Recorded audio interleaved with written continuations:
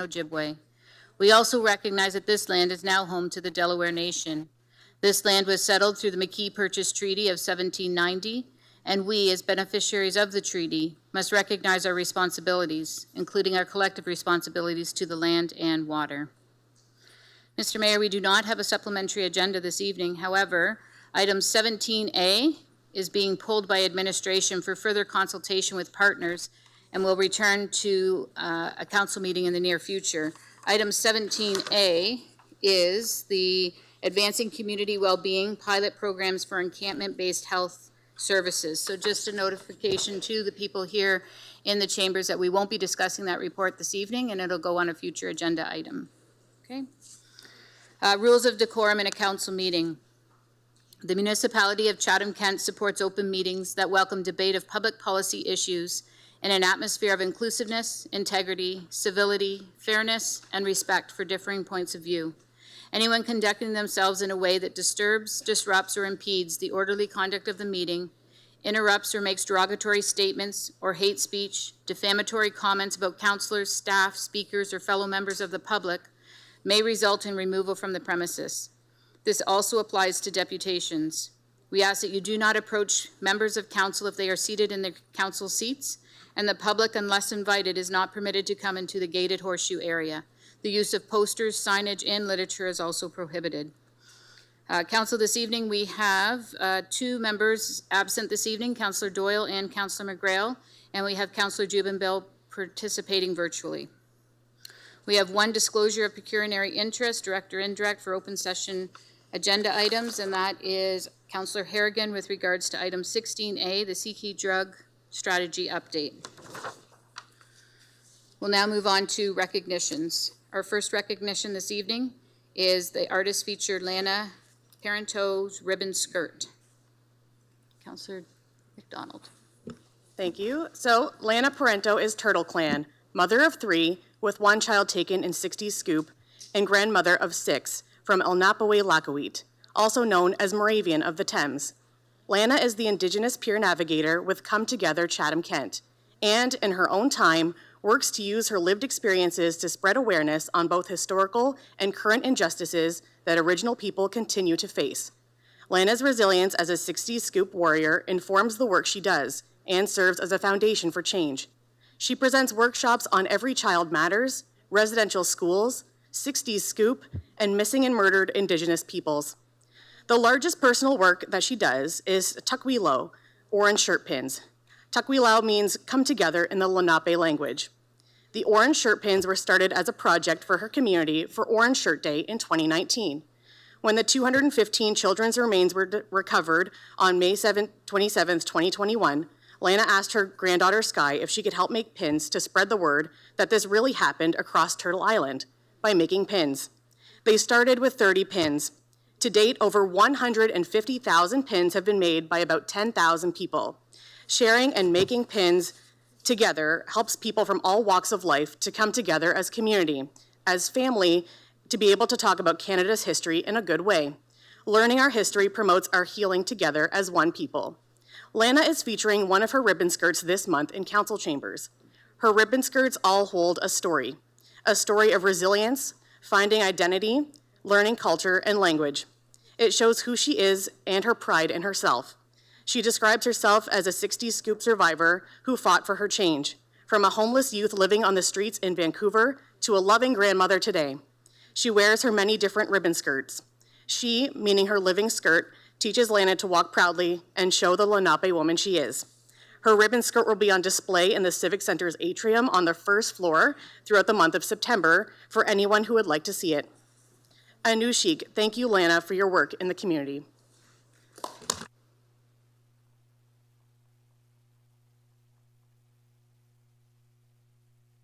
Thank you. What's on? Quinganao Loma, Zazawe Kimiguk, Nasinji, Takwa Nadoram. So I'm saying I am happy to see you all. My spirit name is Zaza Kimiguk, which means like the sound that the Thunderbird woman makes. And I was given my name by Charlie Nelson elder from the Medewin Lodge that I belong to in Winnipeg. And my clan is Turtle.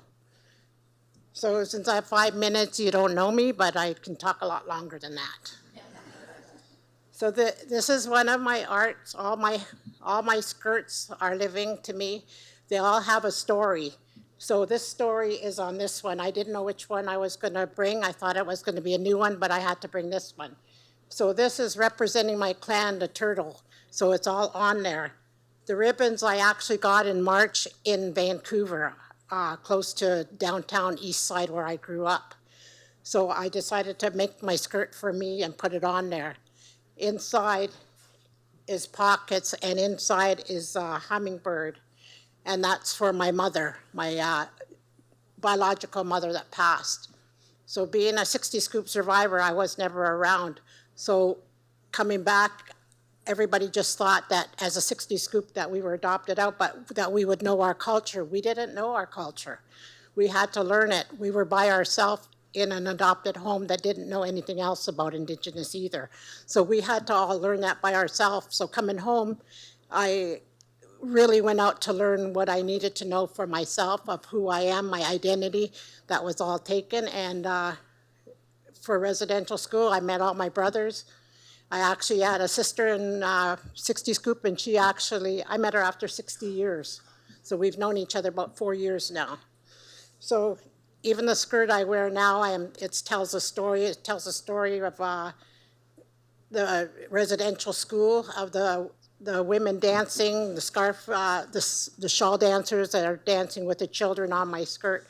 So one of the children on my skirt actually looks like one of my brothers that passed away a few years back.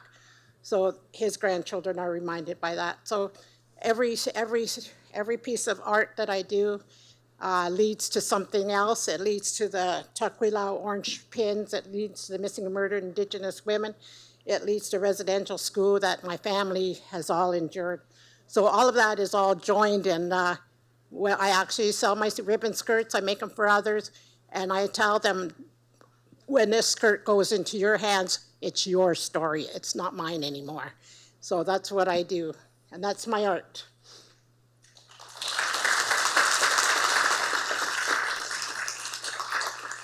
If I did that in 5 minutes, that was really good. Thank you. Thank you very much for sharing.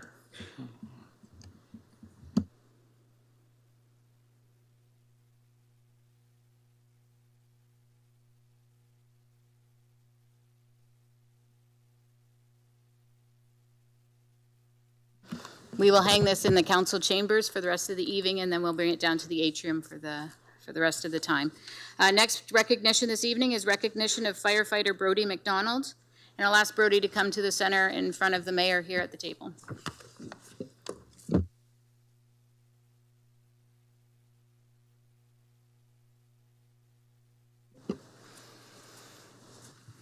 Thank you very much, Mr. Mayor, members of council. Firefighter McDonald was driving down West Bothwell Road on the 13th of April of this year when he saw a 15-year-old youth on an ATV hit a truck head-on and was flung 60 feet down the road, suffering traumatic injuries including internal injuries, a broken spine and a broken collarbone. Firefighter McDonald, with no thought for himself, immediately left the vehicle so that his wife and children wouldn't be exposed to the scene and went directly to the young person's aim. He stabilised the injuries, called 911, and then when help arrived, he carried on assisting as best he could. Without the tools or the equipment that we normally carry as part of our duties, Firefighter McDonald exhibited exceptional moral courage and was able to ensure that this young person's life was saved, and coincidentally discovered that this was actually a neighbour of his when he returned home. So it gives me immense pride and privilege to present to you Firefighter Brody McDonald. Thank you, Mr. Mayor.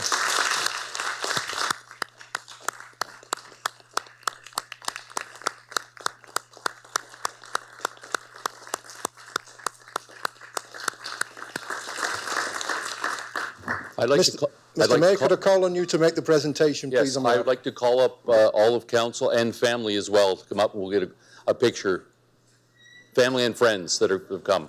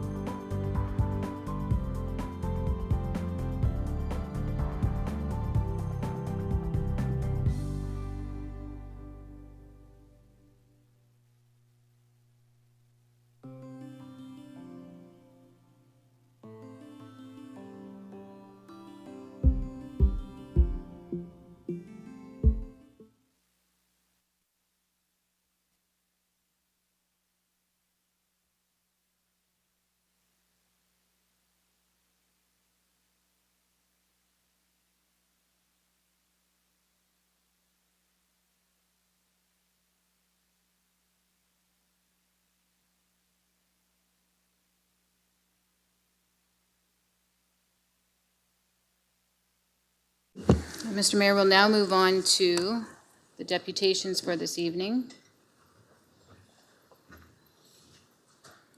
Sorry. We have 5 this evening, and all are present in the room. The first 3 that we have is with regards to item 16A, the CK Drug Strategy Update.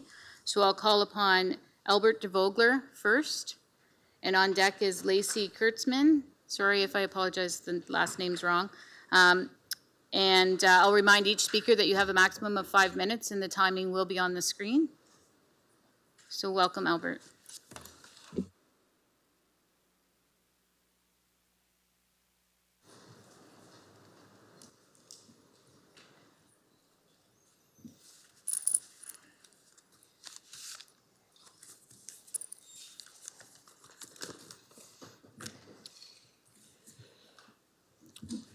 Good evening, Mayor, councillors, ladies and gentlemen. My name is Albert. A little about myself. I'm a Canadian Certified Peer Support Specialist, certified through the CACCF, which is the Canadian Addiction Council Certification Federation. The requirements are a minimum of 500 documented hours of peer support experience, documentation of educational training through a pre-approved training facilitator, as well as other requirements. I will have been on my journey in sobriety for 3 years. I'm a peer, which is someone with lived and living experience in sobriety. I volunteer in that capacity with a number of facilities and organizations in Chatham-Kent, mostly in the addiction sector. I don't know when or where these diseases progressed in my life to the point where I crossed the line. As for a majority of my life, I deluded myself into believing I was a functioning alcoholic addict, working in my profession and businesses for years until I could not, due to circumstances beyond my control. In 2015, I knew my disease accelerated, telling me I was still in control. In 2020, I reached out for help. I reached out to my doctor, was connected with a psychologist, and reached out to the RAM clinic. It was no fault of theirs, they couldn't help me.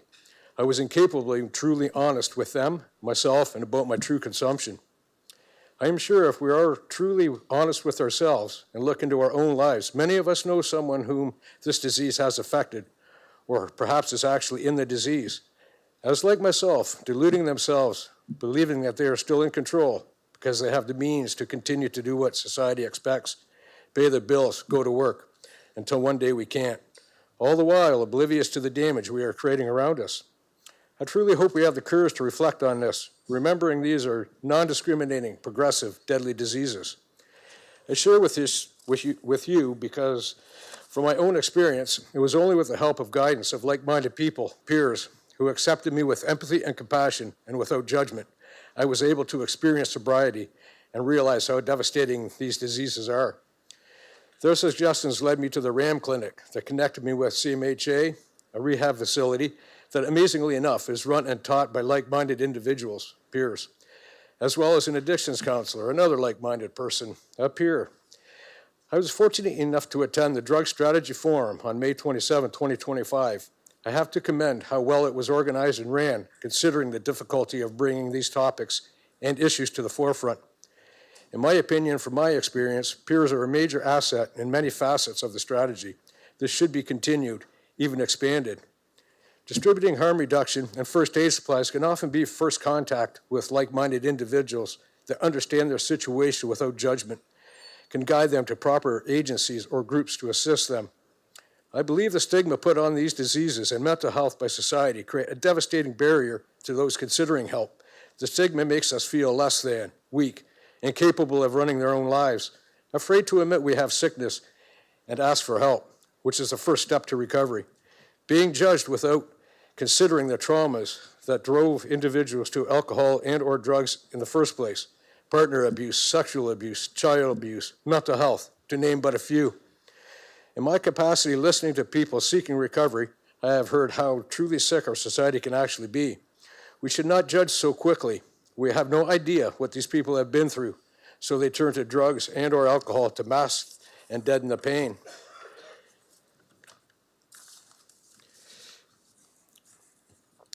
Our fear of allowing education and or talking to our children about this epidemic, unfortunately at younger ages than we would like to admit, only serves to instill ignorance.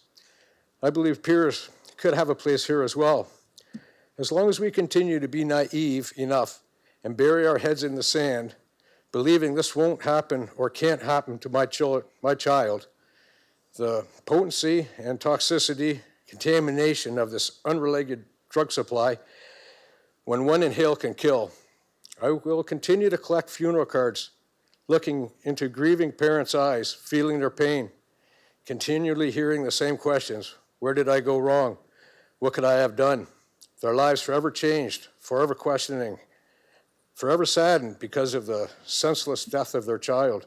In closing, I would like to commend council on their courage and empathy to continue to explore the strategies in an attempt to alleviate and lessen the impact of these less than popular issues in our community.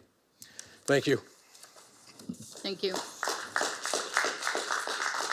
Next speaker is Lacey Kresman, and on deck is Scott Roos.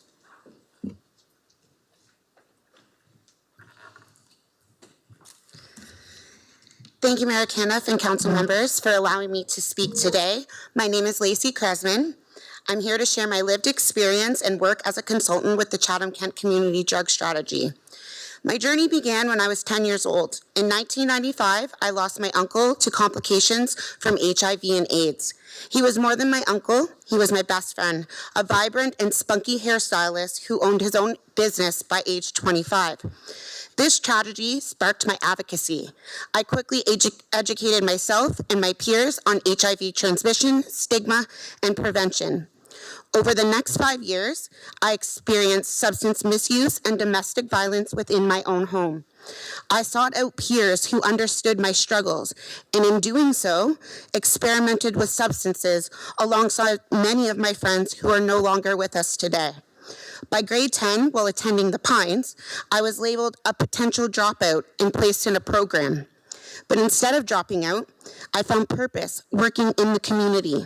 I learned the value of community work, and despite the lack of trauma-informed support at the time, I graduated, and I went on to post-secondary education to become an addictions worker.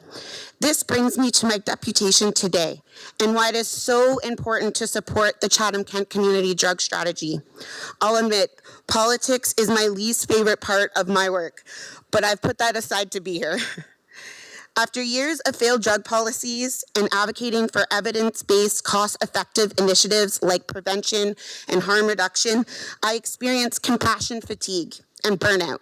Fortunately, I recognized the signs and had the support to do a self-care reset, which included 15 weeks of trauma treatment. During this time, Renee Giannoli, the executive director of ROC, checked in on me weekly and offered me a job when I was ready. She connected me with Jordan Lindsay, which allowed me to resume my consultation work with the Chatham-Kent Community Drug Strategy. Consulting and implementing this strategy has been a vital part of my own healing journey. I recently attended the Chatham-Kent Community Drug Strategy Community Forum event where my work was valued and people with lived expertise were given a seat at the table. It was amazing to see our community come together to create positive change using all 4 pillars of the strategy: prevention, treatment, recovery, harm reduction, and community inclusion and safety.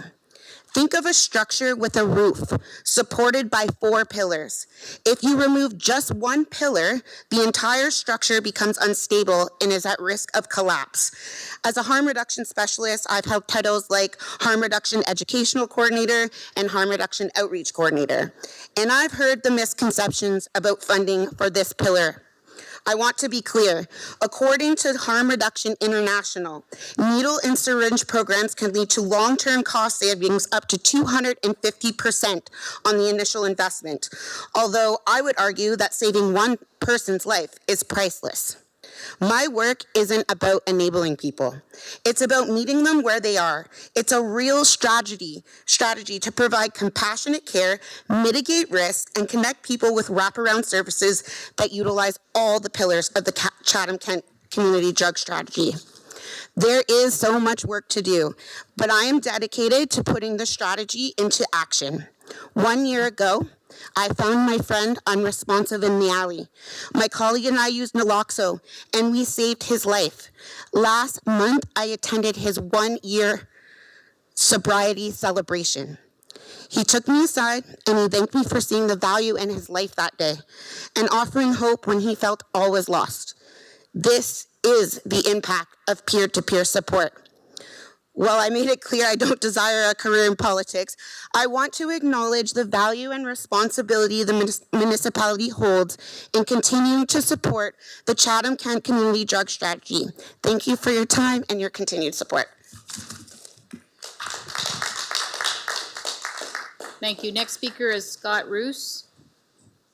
On deck is Larry Hutchins.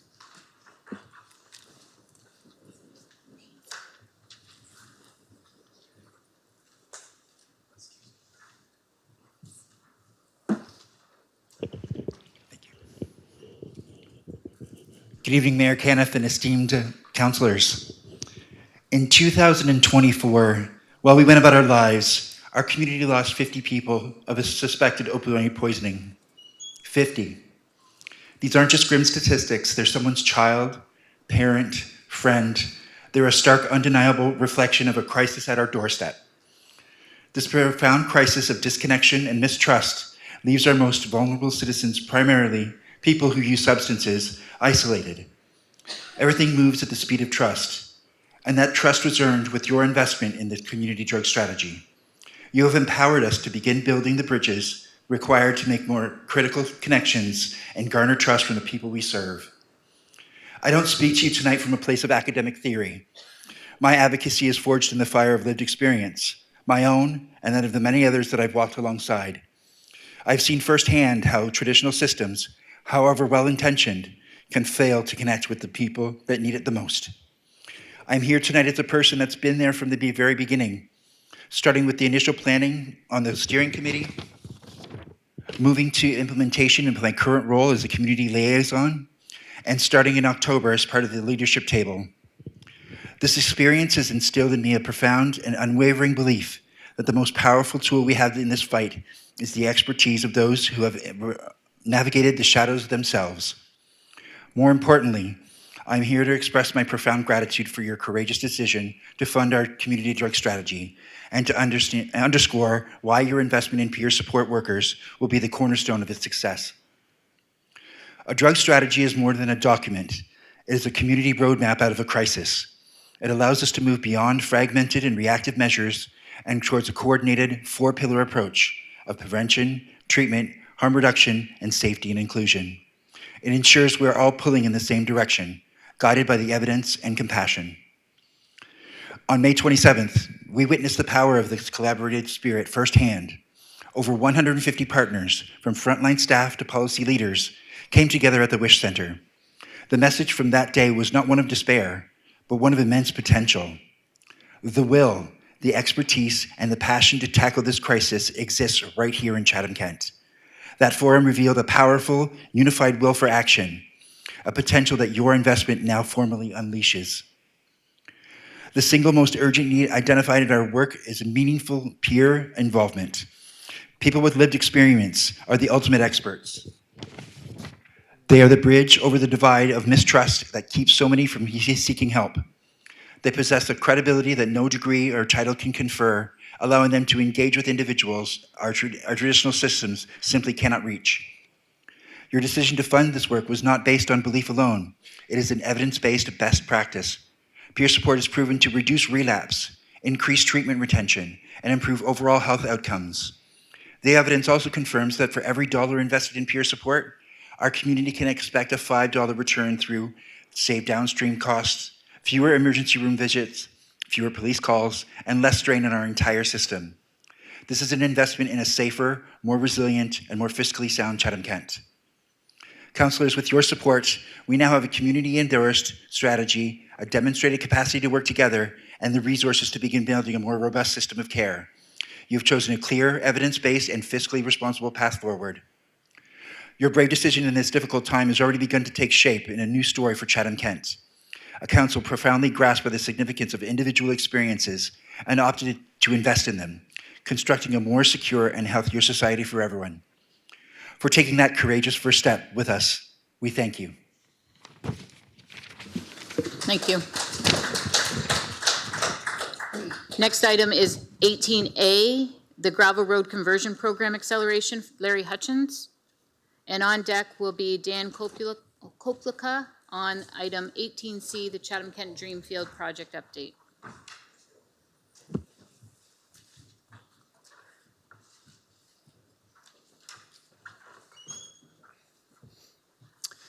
Thank you, Your Worship. Council, I would like to address item 18A, the Gravel Road Conversion Program Acceleration. Gravel road conversion is an important issue for dust suppression, road longevity, and road safety.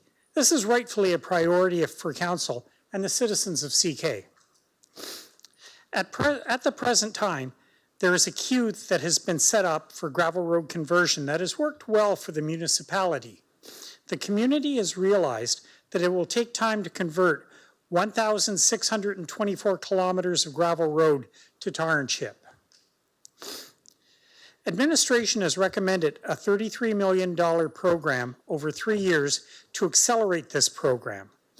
There are many cons to this program.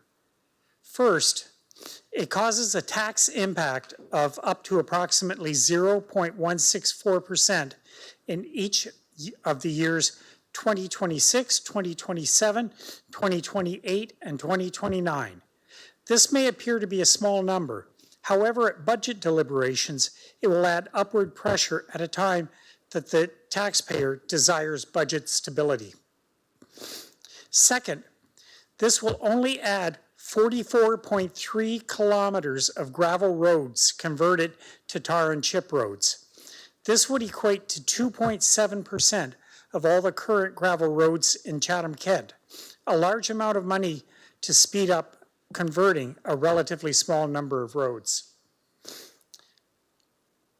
Third, there are greater municipal priorities at this time than accelerating gravel roads to tar and chip.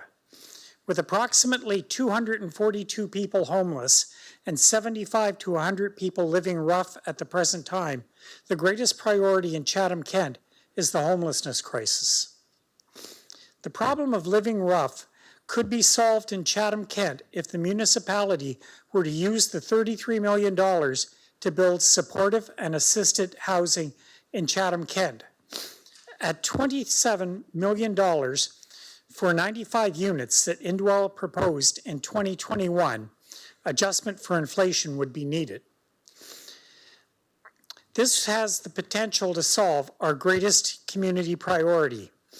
Therefore, if Council desires to accelerate a priority, it would be better to accelerate supportive affordable housing than gravel road conversion. Thank you. Thank you. The last deputation is Dan Kopulika on the Chatham-Kent Dreamfield project update. That was very close. Normally, when I step in front of a microphone, the next 3 words I hear are, "Keep it short, Dan, keep it short." So I will endeavor to do that. Good evening, Mayor Caniff and our esteemed council. My name is Dan Kobelka, and I am the founder of both of the children's and adult challenger baseball programs here in Chatham. Tonight, there's going to be a vote that is going to determine where we're going to play. That being said, I thought it wise to come here tonight and talk a little bit about what we are. In 1991, we only had 6 players sign up for challenger baseball. This past summer, there were 80 participants in 2 age groups, 8 teams, 4 games a night. Most nights, what we do does not resemble baseball, but that's not the point. The point is the relationships that have been developed over the years, as well as personal growth. One of our newer volunteers advised me that she would not be returning next year because she wanted it to look more like she thought a baseball game should look like. A few days later, she told me that she would indeed be coming back because she said she cried all the way home, thinking that she would never see her new friends or ball players again. We do not coach baseball. We coach people. One of the things we impress upon our players, just as my parents impressed upon their children, is that they're part of a community, and we encourage them to show this through volunteerism. At our urging, some of our players have become involved in the Salvation Army's Red Kettle campaign. Some others have helped out at the animal shelter. When we played our winter games indoors, the cost of playing was a non-perishable food item or a canned good, which one of our volunteers, Chris Graham, took to the Salvation Army or Outreach for Hunger. One game, we had our players donate both toothpaste, toothbrushes, water, toilet paper, and feminine hygiene products, which were given to a local agency that helps the underhoused. We do not coach baseball, we coach life. One of the things I like to do is to meet and talk to our parents and support people and let them know who I am and gain some insight into the players and how we can serve them the best. A couple of years ago, the last game of the year, I noticed a family that I'd never seen before, so I went over and introduced myself and talked to them. The first question I usually ask is, who are you here to support? Their answer was, number 3. When they said number 3, I thought, they got it, they got it. So you see, the number 3 does not know what color shirt it's on. The number 3 is not aware of the intelligence level of the person wearing it. It does not care if the person wearing it is a world-class athlete or someone of limited ability. It cares not about the color of the skin or the cultural background or the language spoken by the person wearing it. They got it. In point of fact, the person wearing number 3 that night was a Dr. Jack Perry Award nominee. Number 3 that night was captain of every team she was on in high school. Number 3 that night is on a basketball scholarship at Ontario Technical University. Number 3 that night was one of our volunteers, Elliot Cowan. Elliot's parents have a great deal to be proud of when it comes to Elliot, but what they realize is that in Challenger baseball, she is one of many equal parts that make the Challenger program work. They got it. So why is this important? Because every player, every family and support person, every volunteer in Challenger baseball is treated the same with equal value and dignity and respect, and that is what makes our program the success that it is. Thank you very much. Thank you. We'll now move on to the consent agenda. The following items have been pulled for discussion. Item 15A, the Integrity Commissioner report respecting complaints regarding Councillor Story and Councillor Jubenville, pulled for a presentation. Item 15B, 2026 municipal election voting method, pulled by Councillor Story. Item 15E, repeat offenders of municipal bylaws, options for council, pulled by Councillor Sakachi. Item 16A, the CK drug strategy update, pulled for, it's a presentation. 16B, employment services 2025 and 2026 update, pulled by Councillor Story, and there's a presentation by administration. Item 16C, the motion of Councillor Brock McGregor regarding options to expand emergency and transitional supportive housing, pulled by Councillor Brock McGregor.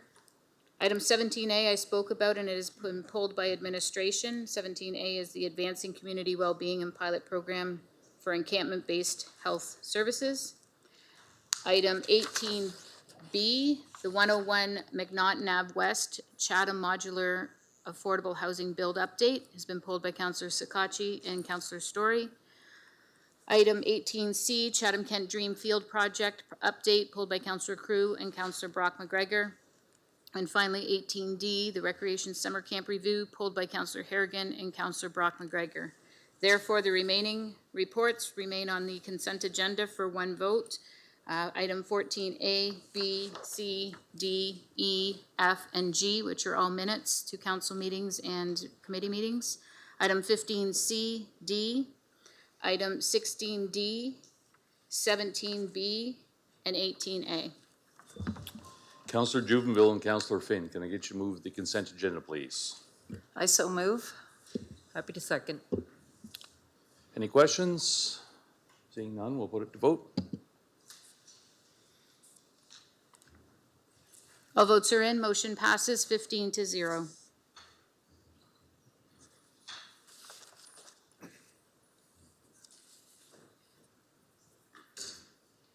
We'll go on item 15, Chief Administrative Office. 15A, Integrity Commissioner Report respecting complaints regarding Councillor Story and Councillor Jubenville.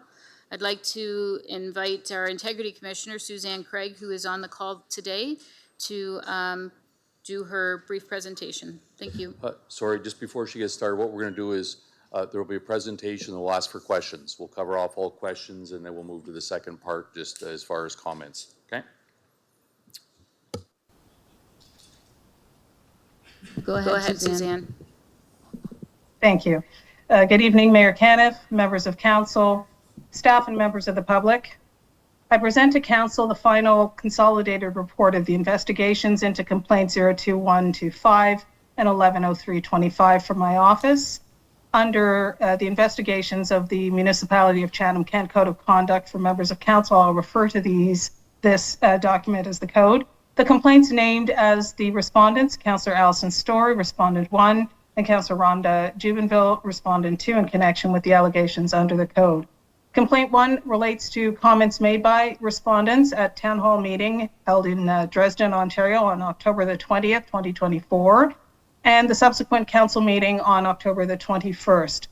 On March the 11th, 2025, during my investigation of complaint 1, I received complaint 110325, complaint 2 against respondent 1.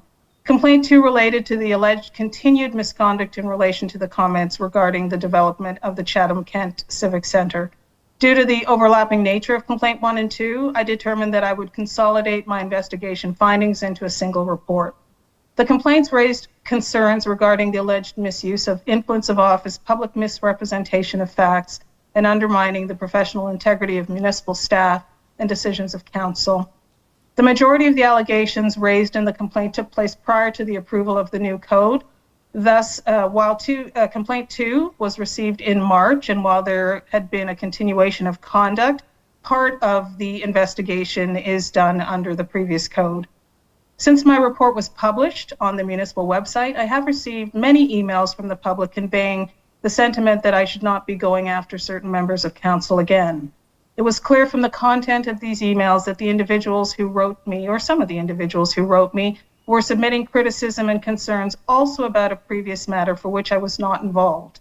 Some of the emails that I received referenced social media comments about a member of council not being able to catch a break.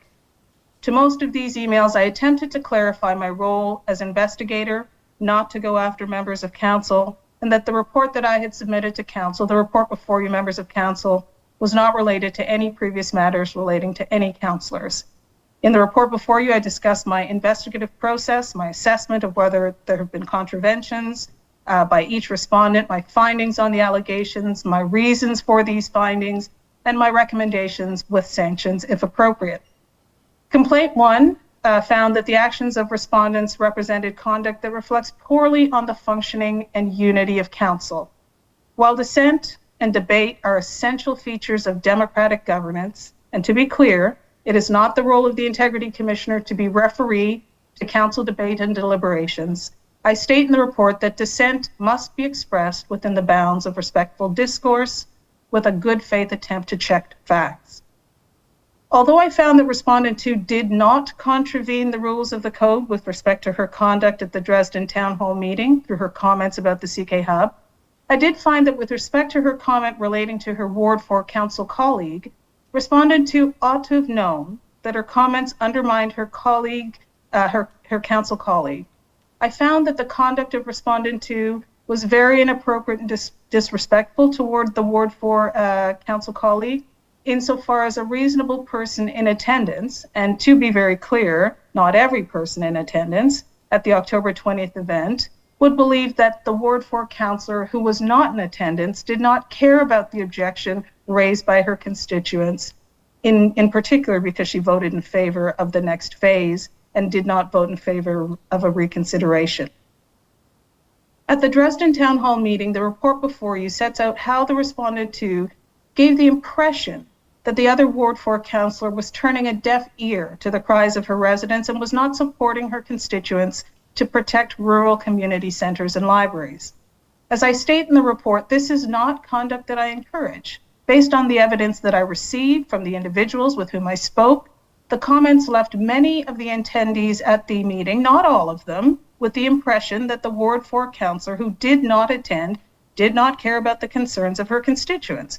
However, I find in the report that respondent 2 is not required to speak for any other member of council and did not contravene the code. I further found that the respondent's text message did not contravene the code because there was not a decision for private advantage. I found that respondent 1 contravened the code with respect to the allegations in both complaint 1 and 2. I found that respondent 1 contravened the code in relation to her comments about staff in particular. The findings were not with respect to her right to advance a political position, which is fully within the scope of every member of council, but rather the inaccuracy of her statements, which left the impression that the CK Hub project team did not address accessibility standards and linked the move to the old Sears Mall location to resulting loss of municipal services, in particular in rural areas. My findings in the report before you conclude that respondent 1's conduct undermines staff.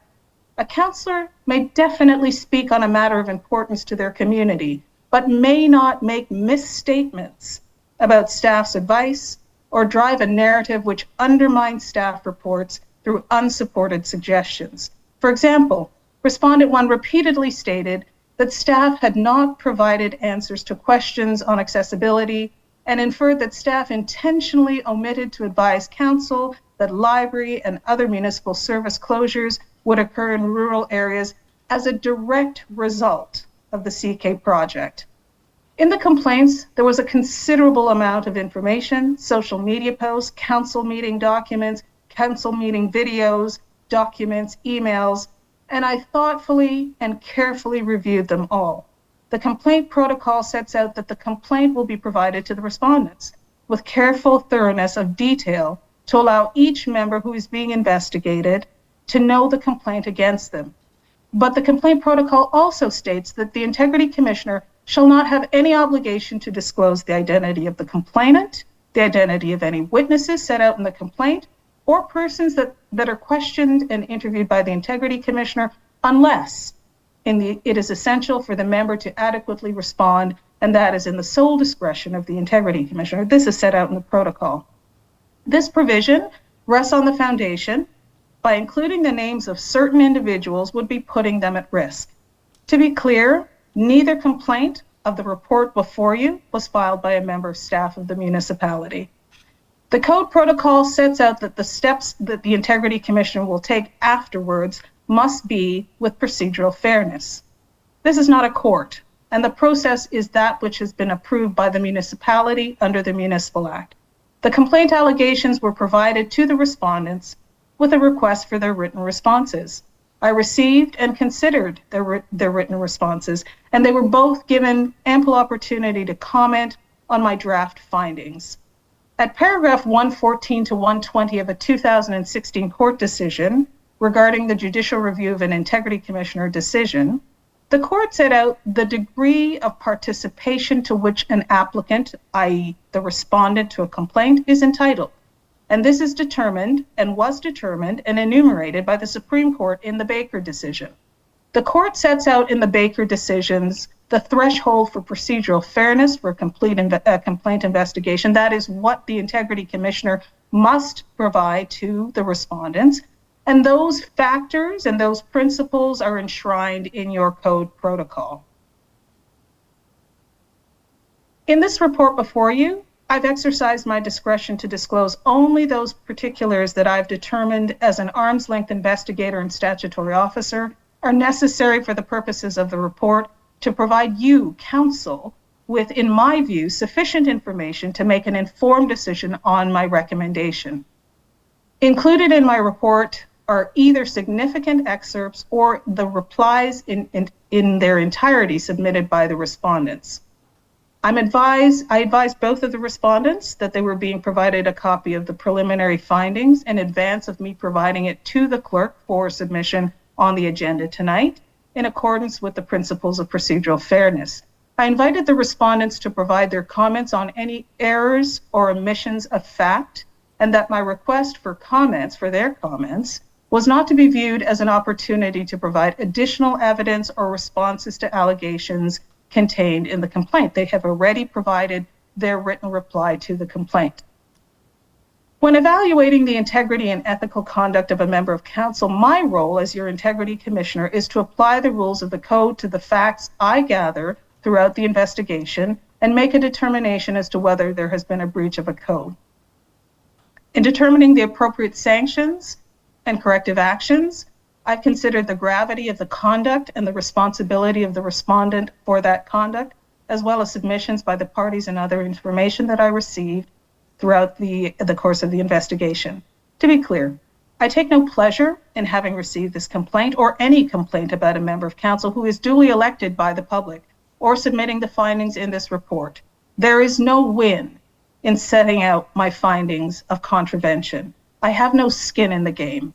I am an objective ethics officer who operates at arm's length to your council. I take that role that council has given in appointing me as IC very seriously.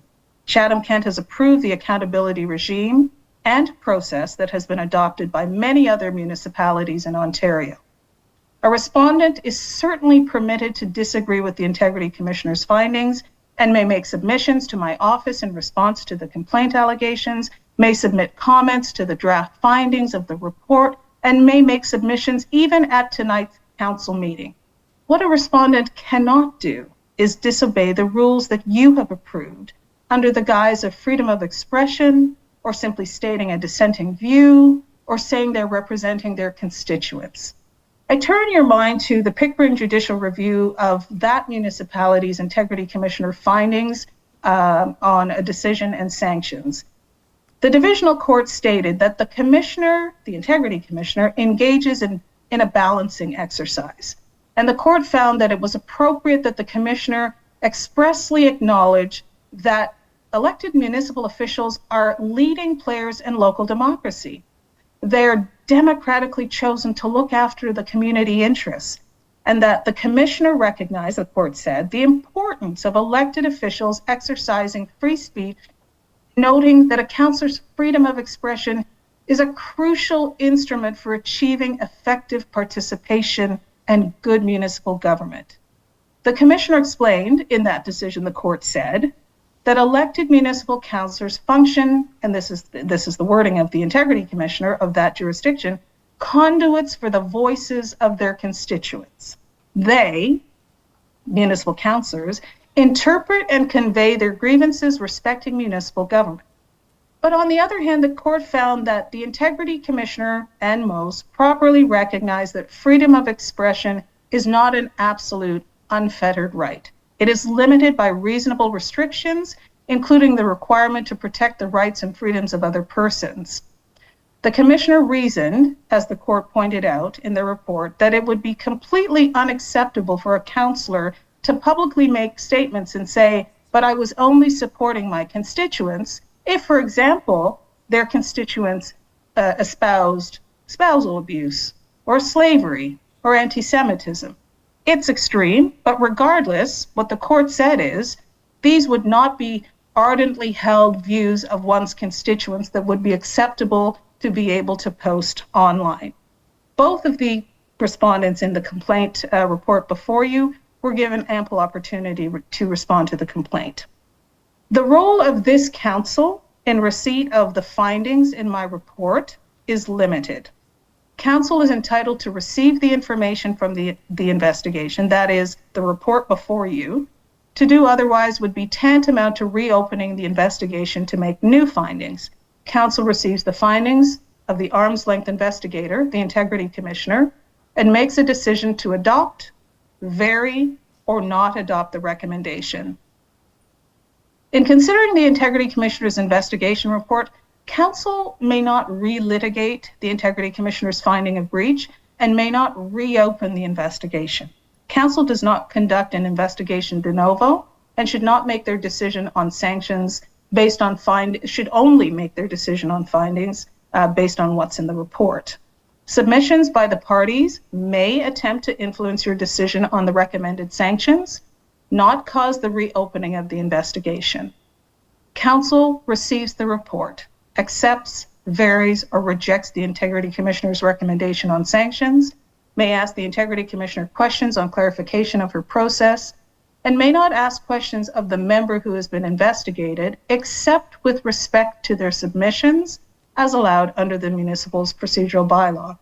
With respect to the pecuniary interest under the Municipal Conflict of Interest Act, the MCIA, if a respondent has a pecuniary interest in the code complaint report regarding a decision to suspend the remuneration paid to that member, the member is required under the MCIA to declare an interest.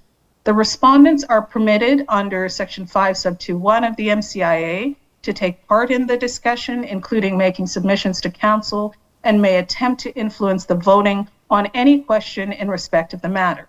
However, a member with a recommended sanction has a pecuniary interest and therefore is not permitted to vote under the MCIA on any question with respect to the suspension of remuneration. As written before you, the report has found that Respondent 2 has not breached the code, and I have made no recommendations on sanction with respect to Respondent 2. Therefore, as written, that Respondent does not have a pecuniary interest under the MCIA or a private interest under the code and may vote on sanctions for the other member of council. In deciding on a recommendation on sanctions, I considered, with respect to Respondent 1's council, that while members of council have a representative role to give voice to concerns of their constituents, Respondent 1, in my view, crossed the line between the governance role of a member of council and the administration operations role by not accepting staff subject matter experts and consultants' recommendations. These repetitive behaviors left staff feeling targeted, undermined, and at times intimidated. Given the power imbalance between staff and members of council, staff have limited opportunity to publicly address or even correct comments made about them or to defend themselves against the allegations of unprofessionalism. Respondent 1 doubled down, in my view, on her concerns by posting videos on social media, which further added fuel to the fire that the information at council was incorrect and would lead to drastic reduction in municipal services. Can a member post videos on social media about information at council? Of course you can. This report does not say otherwise. Respondent 1 did much more than state her concerns or the lack of support for the CK Hub project, as approved on an interim basis by council. She gave oxygen to inaccurate comments, generally in the community, that the municipal staff and council had never turned their minds, refused to listen to the public about accessibility concerns, and whether services, including libraries, would be closed. To be clear, each member of council is entitled to voice your disagreement with stated positions of your colleague or even recommendations of staff reports. But members are not entitled to disparage the majority decision of council and suggest as fact outcomes that have not been set out by the staff subject matter experts or supported in evidence and responses by staff. There were two other issues that arose in the Dresden meeting that I set out in the report. With respect to Respondent 1 and the allegation of violation of Rule 10 at the Dresden meeting, Respondent 1 disclosed alleged personal harassment by a named private citizen. This was alleged to be a violation of Rule 10 in the complaint. With respect to Respondent 1's comment at the town hall meeting, I point out in the report that this venue, the town hall meeting, was not an appropriate venue for an elected official to bring forward workplace harassment complaint allegations. Typically, workplace harassment complaints and investigations are conducted in a confidential manner. Respondent 1 sets out in her reply, and I quote, "I find it curious that me mentioning that harassment in a public forum is somehow considered by the complainant as something to include in the complaint against me, when a named private individual has been harassing me in a very public way for more than a year. It's my position as Municipal Integrity Commissioner that bringing forward a code complaint is a legitimate exercise in your municipality's accountability regime. The complainant has raised conduct that they believe is contrary to Respondent 1's obligations under the code. A member of council is required to act with decorum and is held to a high standard with respect to their conduct. This obligation is not waived simply because of alleged actions of others." Now, I want to be very clear here. Harassment is never to be condoned, and this office takes any allegation of harassment very seriously. Respect for all protected grounds under the Human Rights Code is very important, but there are processes. Bringing an allegation of harassment in a public forum is not appropriate, and then to leave the impression that the accusation of harassment is evidence to suggest that the project should not be supported is airing a very personal grievance while acting in one's official capacity. In so doing, Respondent 1 attempted to undermine the project by alleging publicly that a private citizen connected to the project was harassing her. This was inappropriate. Not that the harassment or alleged harassment is appropriate, but raising it in this venue was inappropriate. The Divisional Court recently interpreted, however, Rule 10 of your code and noted that the Section 10 finding by any integrity commissioner that an improper use of influence was to be only with a private advantage. So as I set out in the report before you, while I found this highly inappropriate, I was unable to conclude that these comments of Respondent 1 were made for a private advantage and therefore not in breach of Section 10. With respect to Respondent 2 at the Dresden meeting, she set up or was tacitly supporting an us versus her opposition. I received during this investigation information to allow me to conclude that Respondent 2 agreed to attempt to cause her co-Ward 4 councillor to change her vote at the October 21st meeting. I was very clear in the report that seeking a colleague's support on a motion that will be brought forward at council is part of the work that you do. However, all members of council must remember to avoid conducting themselves in a way that will or may be perceived as having already made up your minds before public deputations have been made and deliberation by council on the matter have concluded. Sending the other Ward 4 councillor a text with information that may be helpful in making a decision is not a code violation. Even suggesting to a colleague that they may want to consider abstaining from a vote is not a code violation, in that members of council may attempt to influence a vote as long as they do not have a pecuniary or non-pecuniary private interest in the matter. What the report concludes is that members should be careful not to leave the impression that their colleagues are either with me or against the residents of rural areas. If this type of statement was made publicly, I likely would have found a breach, but I did not find that the respondent to her conduct rose to the level of contravention of Section 15, 14, or 10 of the code. When making your determination on recommendations of penalties, I considered the likelihood of repetition of the offense, so specific deterrence, would this happen again, the nature of the action committed, so the breach of foundational principles, any extenuating circumstances surrounding the commission of the contravention, the deterrent to the municipality occasioned by the contravention, and the need to deter others from committing a similar action, so general deterrence. The code belongs to council. It is your bylaw. And I did not receive any evidence of an understanding of the gravity of the conduct from Respondent 1. Your code of conduct protects the public interest. It helps to ensure that members of council share a common basis for acceptable conduct. The standards are designed to provide a reference guide to supplement the legislative parameters for which members must operate. Saying the Integrity Commissioner in application of the code is not a barrier to you doing what you're elected to do, including disagreeing with your colleagues. Saying that provincial standards for accessibility are completely and woefully behind best practices is allowed. Saying that staff are not following standards is very different than saying the standards should be improved. Members of council and local boards are therefore expected to perform their duties of office, yes, representing always your constituents, including disagreeing, but with integrity and impartiality in a manner that will bear the closest scrutiny, not calling into disrepute the professionalism of your staff or the integrity of council decisions. If the matter is important, certainly bring it forward, but not to the detriment of the professionalism of staff or the integrity of council.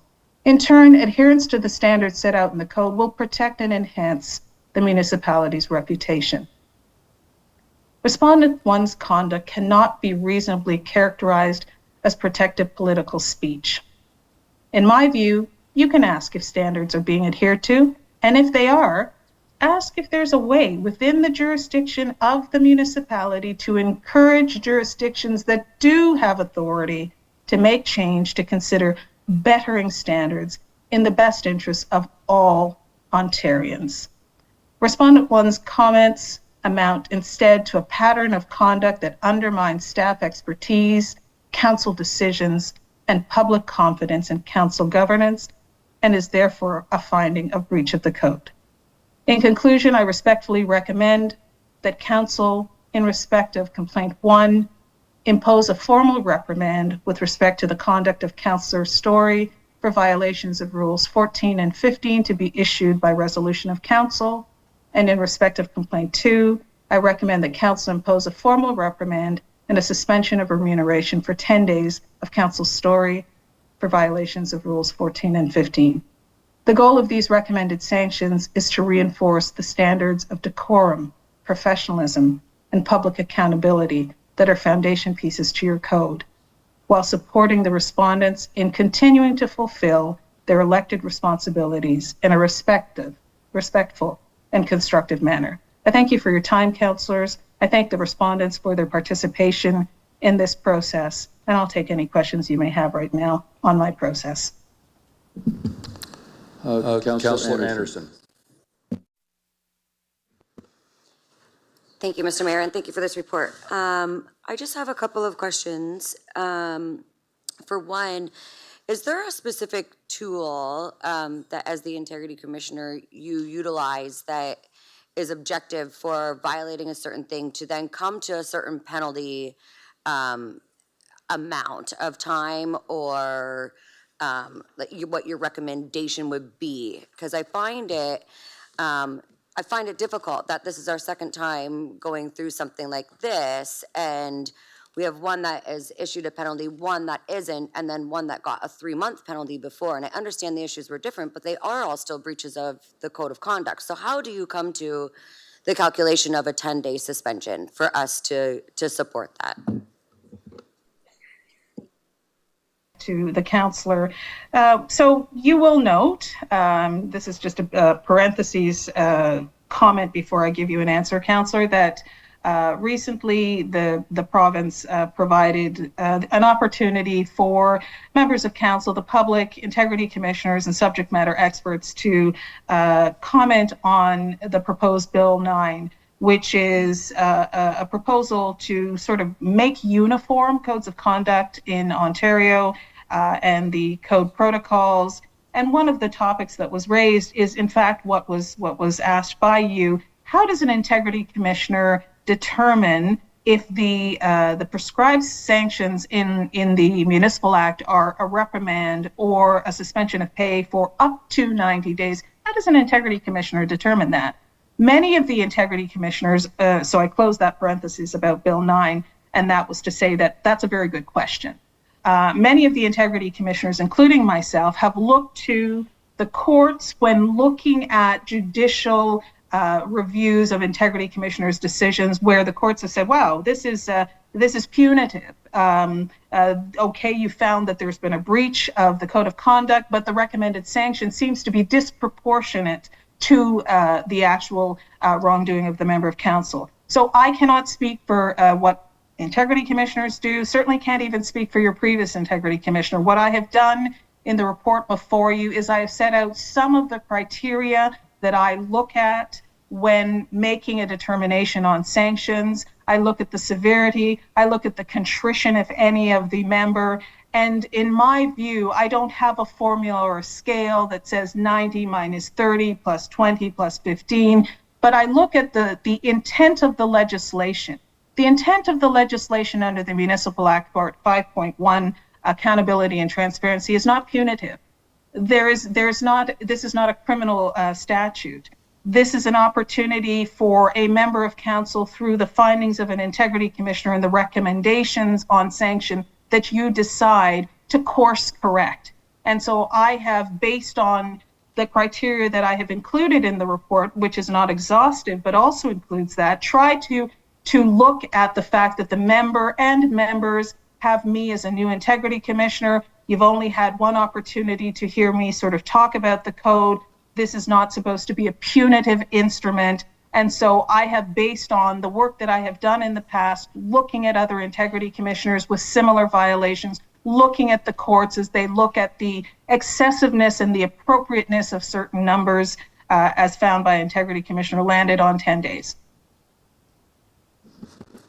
Thank you. I certainly appreciate that explanation. Is there ever a time where, rather than a suspension of pay or time, that there is like a public apology as a suggestion, especially considering that this was considered to be, spreading misinformation, utilizing social media in a wrongful way?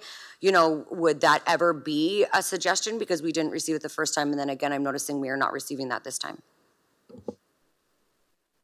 Councillor, quite frankly, I have, in my experience over the years, made recommendation for an apology to a particular individual if I feel that the action has aggrieved someone, or a public apology. What I have found is, in instances where during the course of the investigation there appears to be an appetite for the respondent to recognize that while they may not agree in totality with my findings, they recognize that they may have erred in some ways.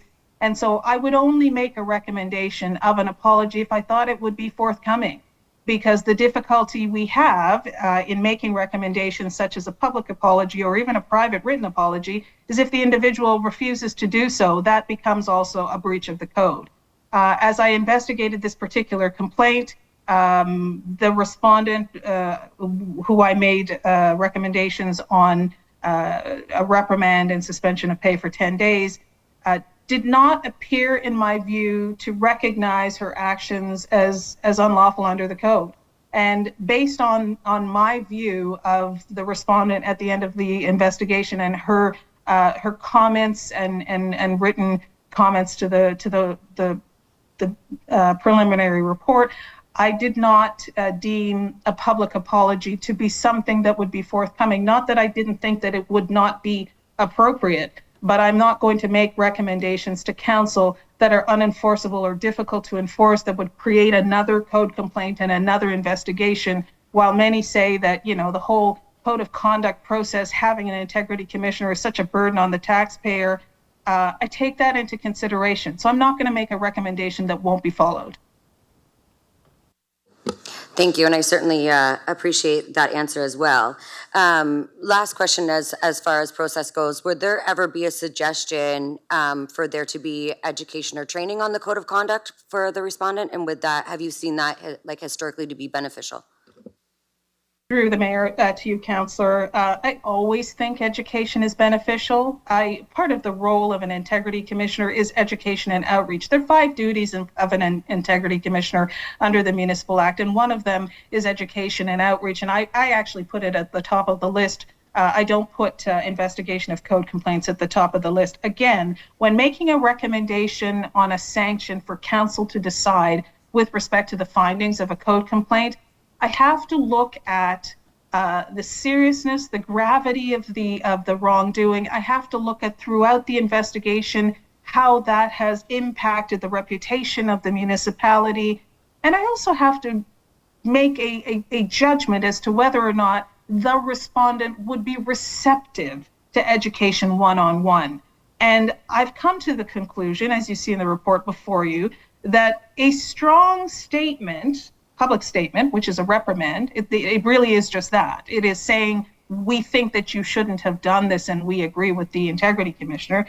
And an example of a harsher sanction, but not punitive, would convey to council, your public, and to the member of council that the code matters, but there is still opportunity to learn and grow. And so that's why I always think that education is a good thing. And if council were to, vary my recommendations, I always think that that's a good thing. It's just that in this particular instance, I did not glean that the respondent felt that that their actions were inappropriate.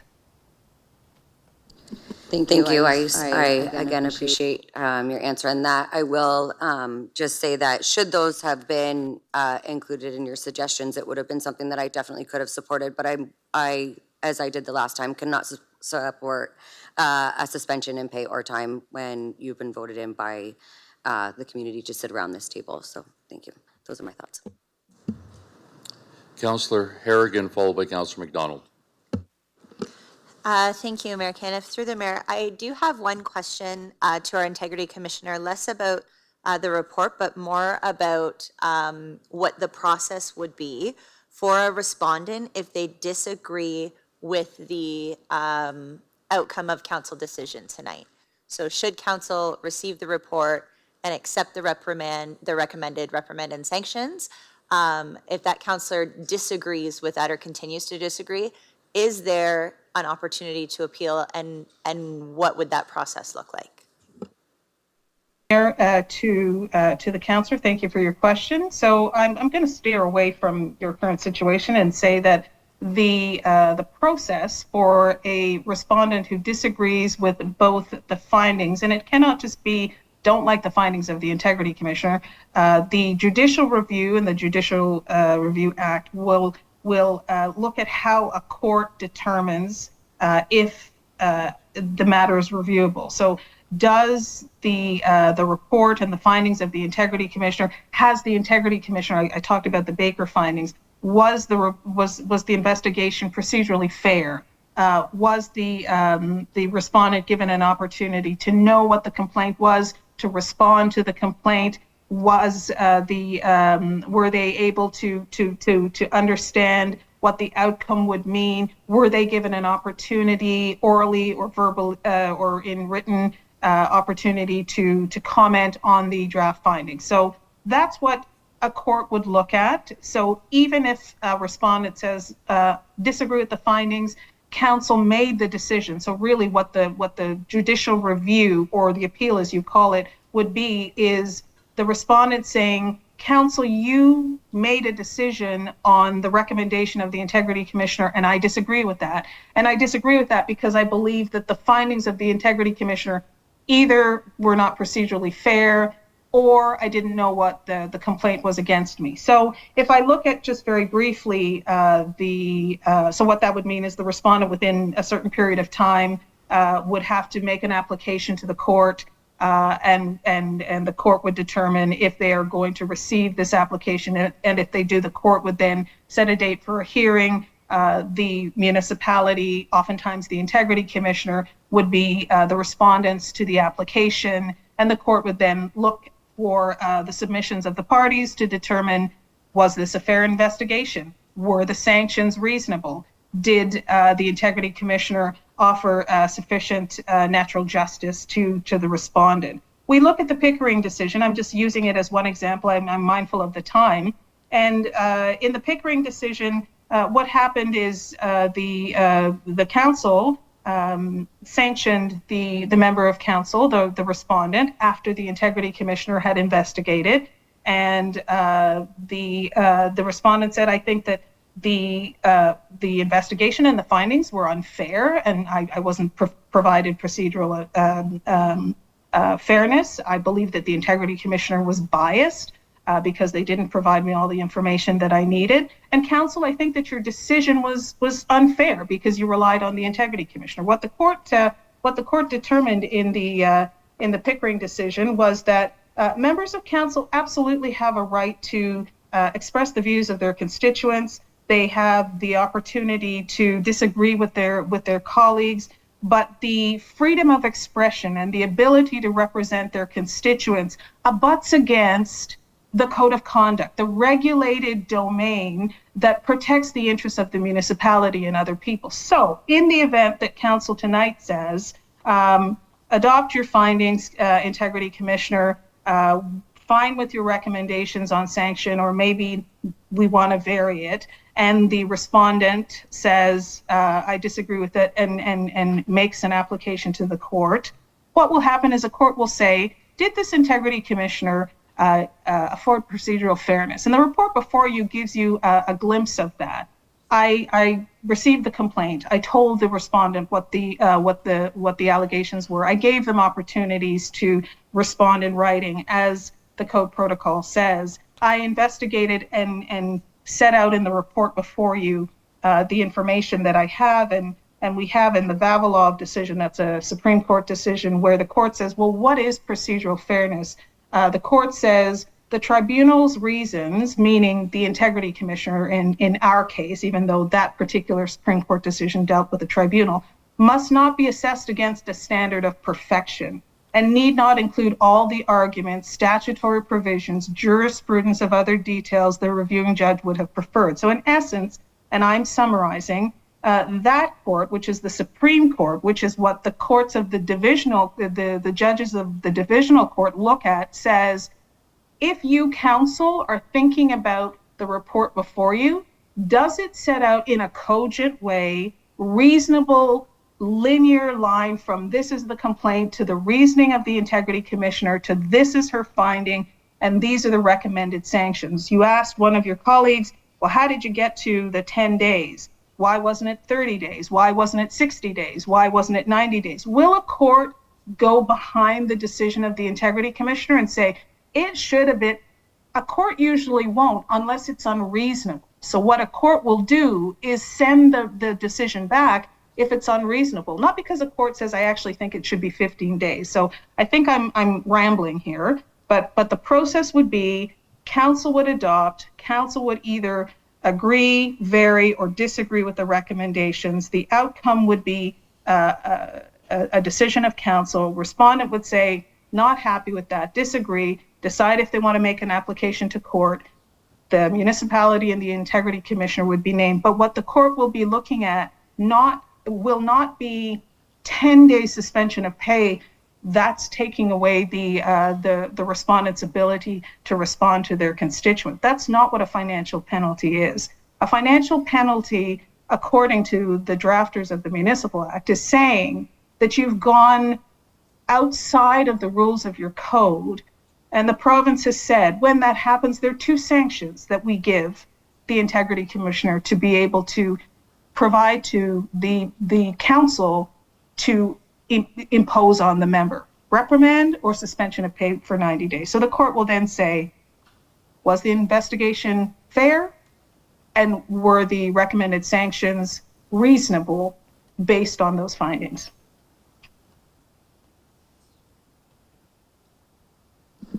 Councillor McDonald.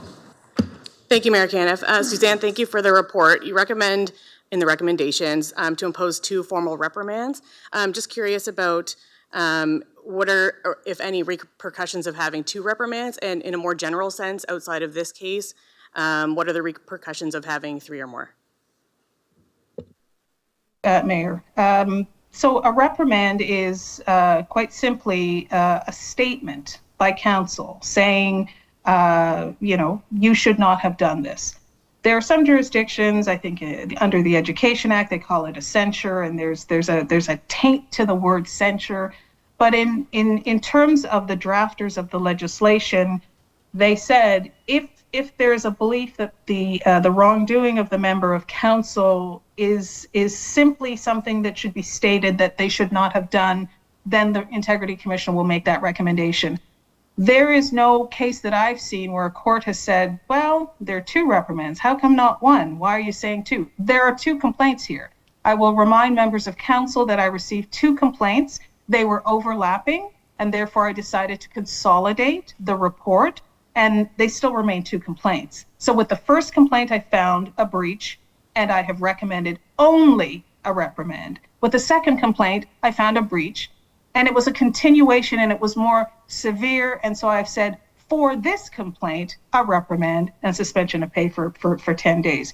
So it's not a duplication of sanctions. It is a recognition that there were 2 complaints, and I found that the respondent had breached both. Okay, thank you. Any other questions? Sorry, just to clarify, these are just questions that we have for the commissioner, right? If we have anything Yes, extra, we yes, we'll now Thank move you. on to the actual motion itself. Councillor Harrigan, Councillor McDonald, can I get you to put this on the floor for discussion, please? Thank you, Mayor Caniff. As I understand, there's a number of items that we have to put on the floor, and the first is the reception or receipt to receive the Integrity Commissioner's report. And then the second would be the recommendations that we have in the report to council regarding complaint 1 and complaint 2. So I will put those on the floor so that we can start the conversation. Thank you. Thank you. Okay, I'll second. Okay. Anybody would like to speak to this? Sorry. Councillor Anderson? Thank you, Mr. Mayor, and through you. I think this is probably a question for Judy. Would these, like the draft recommendation or emails that were received back and forth, would those be like allowable to file an FOI for, or are those protected? Thank you, Mr. Mayor. FOIs are received, and we actually analyze each one that comes in, so I don't know if I can technically answer. I haven't seen the information. It went directly to the Integrity Commissioner, so I don't know the answer to that. We'd have to, if we received an FOI request, we'd review the INFIPA Act, and we would go that way. Okay. The report that was received, though, from the Integrity Commissioner is on the website and stays on the website. Yeah, okay, thank you. I guess now I just have like a procedural question. Should I have like a number 3 to add to the recommendation? Would I add that now? Yes, can we get the recommendations put on the screen, please? So we know what we're dealing with, because there's a couple of them there, so. And I guess it would be in the case of we didn't just accept like these first 2 recommendations, I would propose that a mandatory education on the code of conduct and a public apology be issued. And I would suggest by both respondents, if there was a breach by either of them, maybe not a reprimand, but that would be my suggestion. And should I get a seconder for that? We could formulate a motion or a number 3 for that. Councillor Harrigan and Councillor McDonald, is that a friendly amendment? Mr. Mayor, we could put a number 3 and then vote on them separately. I should say at this particular time, the Code of Conduct makes it mandatory that, 1, the Integrity Commissioner's report be considered by council at a regularly scheduled open public meeting, which we're doing now. But the second part is that council decide by vote with respect to each recommendation made by the commissioner. So we'll vote on number 1, we'll vote on number 2, and then we can also vote on number 3. And if one passes, the other doesn't. If you still want the training overall, then that's an option, or we can vote down. So, or we can come back after the 2. It's up to you, but I'm just throwing out the options. So it's a friendly addition for the mover. We will add that as number 3. Okay, thank you. Councillor Anderson, can I just have you repeat it one more time in case Meredith didn't catch Yeah, it? I didn't formulate anything. I'll have your assistance with the wording, but it's just for the complainant to review or have some sort of training of the code and provide a public acknowledgement of the breach.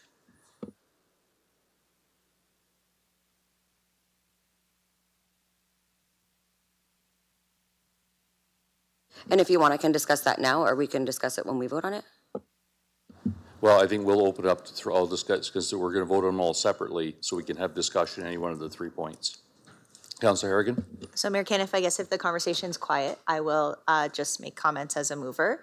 I want to acknowledge that I think every time council goes through the process of having an integrity commissioner review a complaint and to be a respondent, it is very difficult.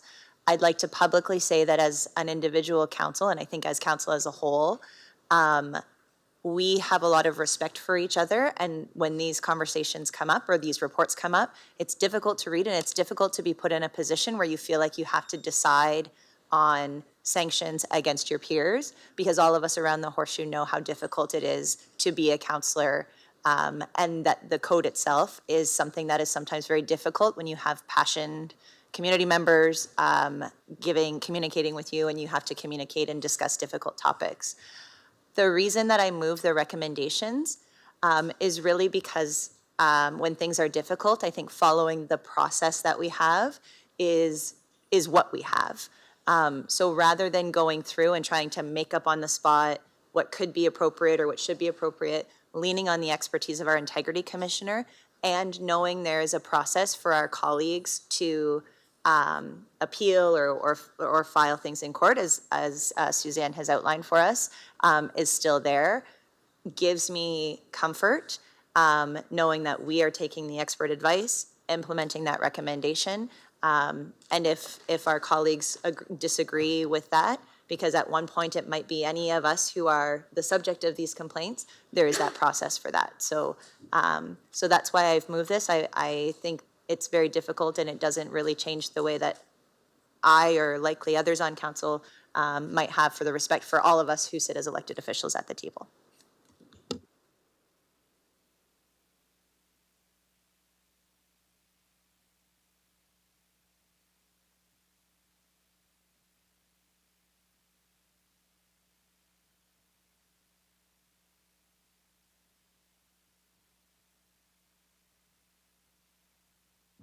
Okay, so we have the 4 of them. Councillor Anderson, that reflects, number 4 reflects what you were looking for? Yes, it does. Thank you.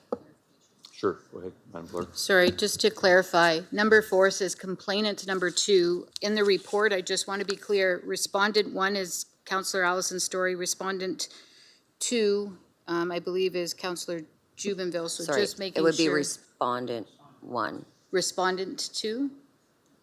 Or respondent 1? That's what I'm trying to clarify. Respondent 1. Okay, thank you. Meredith, just. I mean, number I would be 4. happy to put both, since there was a file against both. I think that would be reasonable. Should that be a friendly amendment? Point of order, And I don't know. I'm also not sure about number 3. Just number 4 would be my amendment. So to just explain, number 1 is to receive the report. Number 2 and 3 are actually in the report. And then number 4 is what Councillor Anderson asked for, a friendly amendment, and we've now added respondent 1 in that to clarify, okay? And we'll be voting on each of these 4 separately. Any other questions or sorry, comments? Councillor Bondi? Thank you, Mayor Caniff. Yeah, it's mainly, or it is just a comment. I'd just like to kind of publicly say that I don't agree with the accusers not being acknowledged. Like, sort of a tenet of justice in my education was that you would stand before your accuser. And what I find with this sort of thing is that anybody can say kind of anything. It does get investigated, I understand that. But this process can be started off frankly, if somebody doesn't like someone else, or if they don't like their politics, I'm just very uncomfortable with the accuser not being identified. So if we were to ask for a public apology, to who? To the public, I guess, but the public didn't complain. There were specific people that complained. So I just think it's a flawed system, and no disrespect to the Integrity Commissioner. I know this is the Municipal Act. It's not her. She's doing her job. But, you know, when the public as we have an election looming in about a year, when they see this, you wonder when people say, oh, I'd never do that. Well, I can kind of understand why. Like, you go through this and, frankly, what respondent number one has done, like, I don't find was, it was very passionate. There was probably some, well, not probably, there was, I guess, it was concluded there was some misinformation given. Undermining council and or staff, again, I think that's very tricky. If we don't agree with something, now I feel we're going to be frightened to say so because we're going to end up where Allison is. And I just find it's restrictive. I don't think it gives, as Councillor Harrigan was saying, this is a very uncomfortable thing for us to have to do or get through, even if we don't vote in favor of it. So I just think the system's sort of flawed in this one. And again, the Integrity Commissioner, I get what she's doing, her job. But the process that she's tasked to follow, I think, is flawed. And I just wanted to publicly state that. Thank you. Any other, Councillor Hall, followed by Councillor Wright. Thank you, Mayor Caniff. Just a question in regards to item number 4 that's been added to the motion. If I can ask the Integrity Commissioner, because she provided a lot of information tonight, and I just want to clarify, because I think she mentioned this to one of Councillor Anderson's questions about why she didn't ask or didn't put a public apology or a public acknowledgement in the report. But I guess my question to the Integrity Commissioner, because this is council adding this, it's not recommended by the Integrity Commissioner. Can you speak to that, Suzanne? I just don't want to create another issue if there isn't a public acknowledgement. Yeah, I'll allow that because it's clarification of something's been added to the motion. Go ahead, Thanks. Suzanne.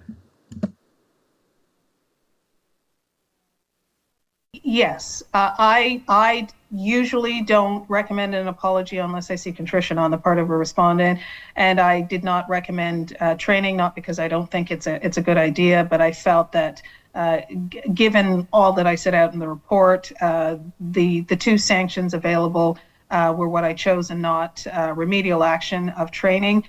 That being said, if council as a body believes that training is a good way to get the member back on track and to be fair to the member, I absolutely think that it is a good idea. And so my not recommending was not because I don't think it's a good idea. It was because I wanted to use the 2 sanctions available because of the gravity of what I saw to be the wrongdoing. Thank you.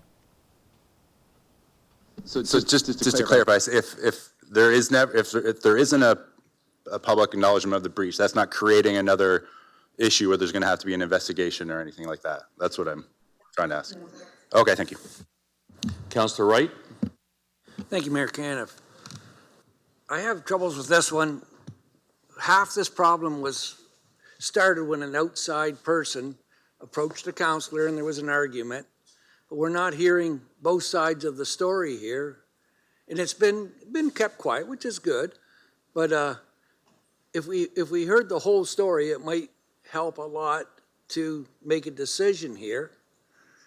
And I thought maybe we'd learn a lesson after Councillor Juvenville versus Chatham-Kent, what it's costing us on that one. Because appeals cost a lot of money. And $1,000 isn't a lot of money. And then you start an appeal, you're into it heavy, quick.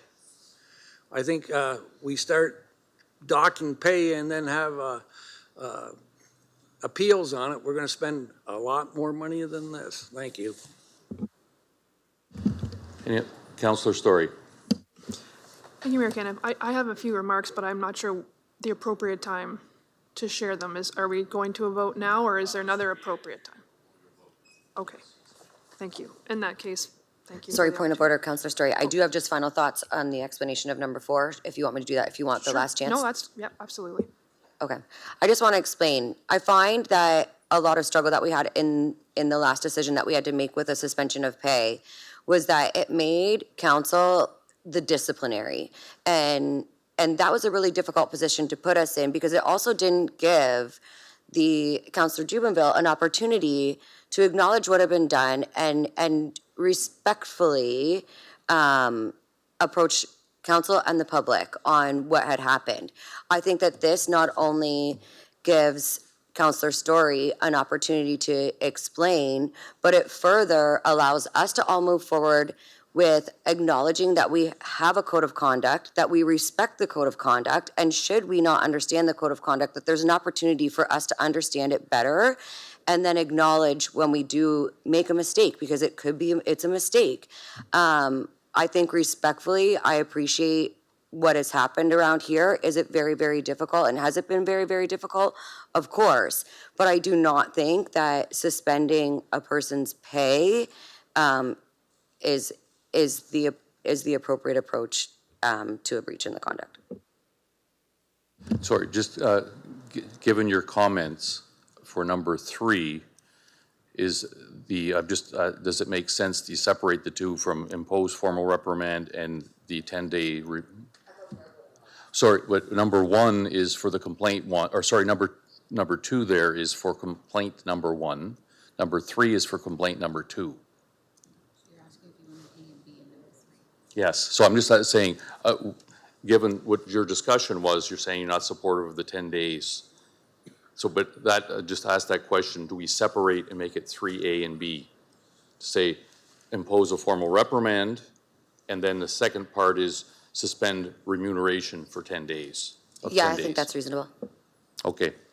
So are you good with that, separating those two? Yes. Okay. Do you, Councillor Story, do you want to start with, as we're just separating the 3A and B? Sure, thank you, Mayor Caniff. Thanks, I really appreciate everyone's remarks tonight, and I did want to share a few thoughts, and I appreciate the opportunity to do so. Having 5 minutes to address an 80-page report that calls your integrity into question is a bit of a tall order, but I'll do my best. First of all, I didn't show anyone my remarks at a time, but I would like to apologize to anyone I may have offended or hurt by the questions that I have been asking about the old Sears building proposal. I was planning on apologizing tonight, and to be honest, I have some concern that the Integrity Commissioner assumed that I would not be open to apologizing when she never raised that in any of our discussions, so I'm not sure why she would assume that I would not be open to apologizing, because I am. I apologize unreservedly to any staff who felt that I undermined their integrity. It is never and has never been my intention to disrespect any of my fellow councillors or administration, and while I do not agree with these findings, to be clear, I will not be challenging them or the vote of council. I also was going to mention in my remarks that I would be happy to take more education and training. We were not provided with more than about an hour or two this whole term. And whether it's me individually or all of council, I welcome that. And I actually had that in my remarks tonight as well. So again, to assume that that would not get me back on track, or when that was never even offered to me as an option, is a bit confusing to me. But that is her personal opinion, and this is mine, that I would be happy to take more training. In fact, I would welcome it, because this has been a very confusing and vague process for me. And I do believe that me standing up for the concerns of my constituents, which I believed I was doing, does not have anything to do with whether or not I would apologize if it was brought to my attention that my remarks had harmed anyone that I was trying to engage in meaningful dialogue with. So I know I can't vote on these, but I would vote in favor of some of those. I do believe then, as I believe now, that I am trying to do my best as a first-term councillor, that I'm fulfilling one of the most important roles, which is raising concerns and asking questions in good faith on behalf of my constituents, and I will continue to do that. But I will continue to do my best to ensure that the questions that I am asking are done so in a respectful way. And if at any point in the past that I came close or crossed that line, it was not my intent. This proposal is admittedly complex and controversial and divisive in our community. And I will freely admit, as a first-term councillor, this has been a very steep learning curve for me on how to best ensure that those concerns and questions from our community that have been brought to me are effectively brought forward with the public. As councillors, we swear an oath to perform the duties of this office to the best of our ability, and I do take that very seriously. And I do feel that right now, the intent of this code of conduct approach is really, unfortunately, whether intentionally or not, is going to silence of elected officials expressing concerns or asking questions on behalf of their constituents about issues of major interest. I do stand by my position that I asked these questions on behalf of my constituents and did so in good faith. I believed I was following the proper process to seek out information and answers. I filed multiple notices of motion this term for the discussion that I believe reflected the strong public desire that I was hearing for increased transparency and accountability around financial decisions, around questions about accessibility of the site, and around budgetary concerns with the library. And if I have asked what I thought were reasonable questions, and it remains my opinion that I don't feel we have received full responses to that yet. But again, if I could have done a better job expressing that in the past, I apologize. I do feel those are legitimate questions, which is why I asked them.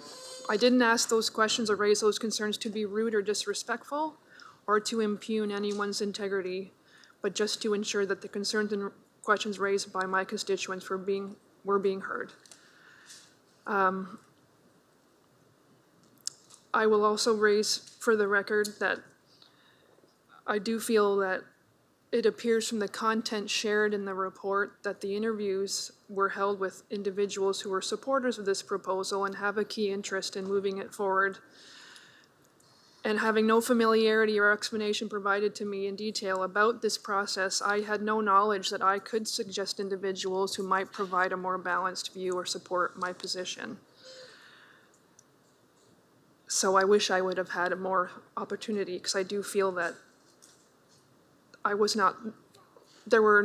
not a fulsome attempt to interview people perhaps on all sides of this issue. Despite these concerns that I have, I believe I participated in this process in good faith. I still have many questions. And I do believe elected officials are allowed to disagree and express honestly held beliefs and opinions, so it is confusing to me why that would not apply. And I worry about that this is an attempt to silence those who are asking legitimate questions about a proposal. Therefore, I disagree with these findings, but I will not be challenging them. I do worry that with this anonymous approach, I'm wrapping up, it's really tricky to defend yourself when there appears to be a deliberate attempt by certain individuals who have a key interest in seeing this proposal move forward, and that this process has been abused by that person or persons in a deliberate attempt to silence me and perhaps send a message to other elected officials to remain silent about their own concerns. And I'm still confused. This was not explained properly. There has been a very detailed and extensive pattern of harassment towards me and other councillors about this issue. And I'm not sure how else to explain it. It's been very public, and I'm not sure why I am not allowed to say that in public. That for over a year, close to a year, in text messages, in newspaper articles, in radio interviews, in every local media, in emails to council and emails to staff, despite letters from the municipality asking that abuse to cease, that continued. And I feel very at odds and at a loss to understand why we aren't allowed, when we're asked about it, why we can't speak about that. I don't think that's an appropriate way of engaging with council. And this individual also threatened me in writing more than once with integrity complaints if I didn't stop asking questions. Anyways, this complaint certainly seems like it could be a continuation of those attempts to bully and silence councillors, and I don't believe that is democracy. But I do appreciate the opportunity to share my feedback. I appreciate the respectful discussion tonight, and again, I apologize if any of my comments crossed the line. It was not my intent. Thank you very much. Councillor Juneville? Thank you, Mayor Caniff. I just want to start my comments off by stating that I appreciate Ms. Craig did not find that I breached the code of conduct. I obviously agree with her. With that being said, I will respectfully say that I disagree with her findings, that I was disrespectful to my fellow Ward 4 colleague. I will state that during the publicly led meeting in Dresden, I did not initiate any conversations or comments about my Ward 4 colleague at this meeting. I was asked by constituents in the audience a few questions, and I answered appropriately using information readily available to the public, including how she had voted on the hub project to date. I was also asked to contact my colleague to see if she would consider changing her mind on the hub project, and I hesitantly said I would, so I did. The gentleman who asked me to do this, along with the others that joined him in the request, were never questioned by the Integrity Commissioner. I was disappointed to see that there was a suggestion that my text messages were not initiated by constituents, but rather by me. This was not the fact. The private text messages between my Ward 4 colleague and I, which can be viewed in the report, were most definitely triggered by a constituent request, and I followed through with what I was asked to do. My text messages were not disrespectful, but merely conveying my reasons and concerns about why I felt I was not going to proceed with the hub project. The other Ward 4 councillor did not respond to my text message, and I did not share anything further about this with anyone other than letting the one constituent who asked me to do it know that she did not reply to me, so I could not offer him a response. My message to him was short and concise. I said nothing disrespectful to him about my colleague, and once again, he has never been contacted by the Integrity Commissioner to confirm what I am saying to be true or not. I am unclear how anyone would think I was suggesting that my Ward 4 colleague did not care about her constituents, because I absolutely said nothing of the sort, nor did I suggest or say that she was turning a deaf ear to the cries of her residents, and that she was not supporting her constituents to protect rural communities, centers, and libraries. I did not say anything like that. I did mention these items in the text message that I sent to her after the town hall meeting, but this was never mentioned publicly to anyone. I would be forthcoming with an apology to her if I misspoke or if I spoke negatively or in a disrespectful or derogatory fashion about her, but I most certainly did not. And to be quite honest, I still to this day do not know exactly what it was that I said about my colleague. I do not like division on council, but I will most certainly stand by my opinions on matters, and I will also respect my colleagues who have different opinions, including my Ward 4 colleague. This is what democracy is. As far as Councillor Story, I have been in her presence both out of council chambers and within when the topic of the community hub was being discussed. I have always found her questions and comments both insightful and thought-provoking. I did not find her comments to be disrespectful to staff or other councillors. I know I'm not the Integrity Commissioner. Challenging, yes. Disrespectful, no. I thought these council chambers were also an arena for public debate, discourse, and yes, dissent. Council was elected to ask the tough questions and sometimes even uncomfortable ones. Some of you may not have agreed with Councillor Story and my views on the hub project, but we must uphold our rights to speak and vote with our conscience and uphold freedom of expression. Applying sanctions to members of council only stifles democracy. We cannot weaponize the office of the Integrity Commissioner by using Integrity Commissioner complaints against other council members with less than popular views. It is anti-democratic, counterproductive, and costly. Speaking from my own experience, it can cause division on council where we are all supposed to work together. We need to reserve Integrity Commissioner complaints, reports, and ensuing sanctioning to egregious breaches of the code of conduct. I do not believe Councillor Story's actions were egregious in that she should be financially penalized. Perhaps she can learn from her experience here without a financial sanction. Finally, knowing that Councillor Story was duly elected in a democratic process causes me to reject the notion of taking away her pay for doing her council duties, whether I agreed with her or not. Again, respectfully to Ms. Gregg, I am hopeful that council will vote against the suggested sanctioning on Councillor Story and work together on all items before council, whether we agree or disagree. Thank you. The mover, any other questions? Mover or seconder, would you like any final comments?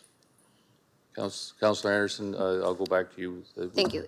In light of the comments by Councillor Story, which I respect immensely, I would like to actually change number 4, if it's friendly for everyone, to say that council have a code of conduct training, and just leave it at that, and remove the public acknowledgement of the breach. Sorry, what was that? The council have a code of conduct training? Have code of conduct, yep.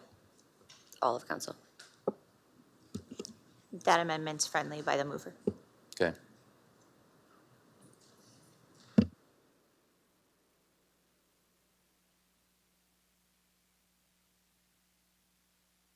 We'll just wait till it gets on the screen, and we'll start the votes.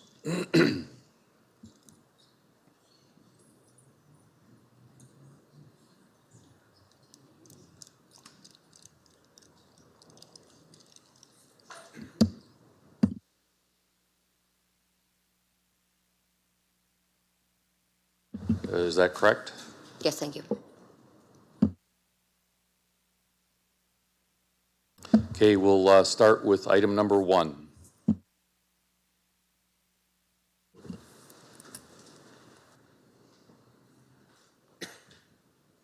Councillor Story, I just need to clarify, you are declaring a conflict and not voting? Thank you. I didn't think I was permitted to vote. I thought the Integrity Commissioner advised that I had a.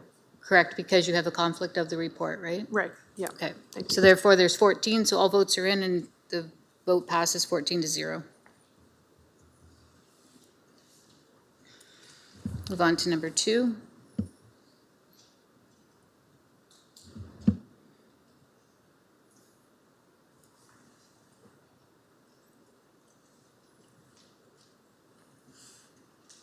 All votes are in, motion passes 10-4.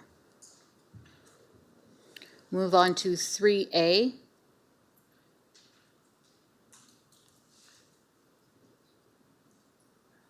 This is with regards to the formal reprimand.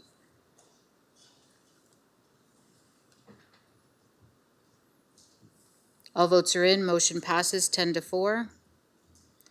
Move on to 3B, which is with regards to the 10-day suspension of pay.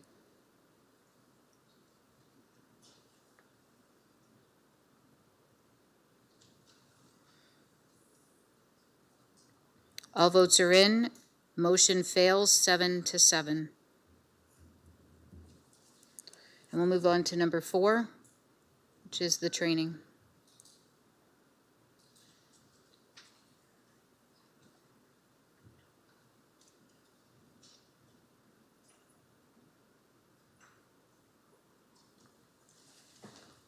All votes are in, motion passes 14-0.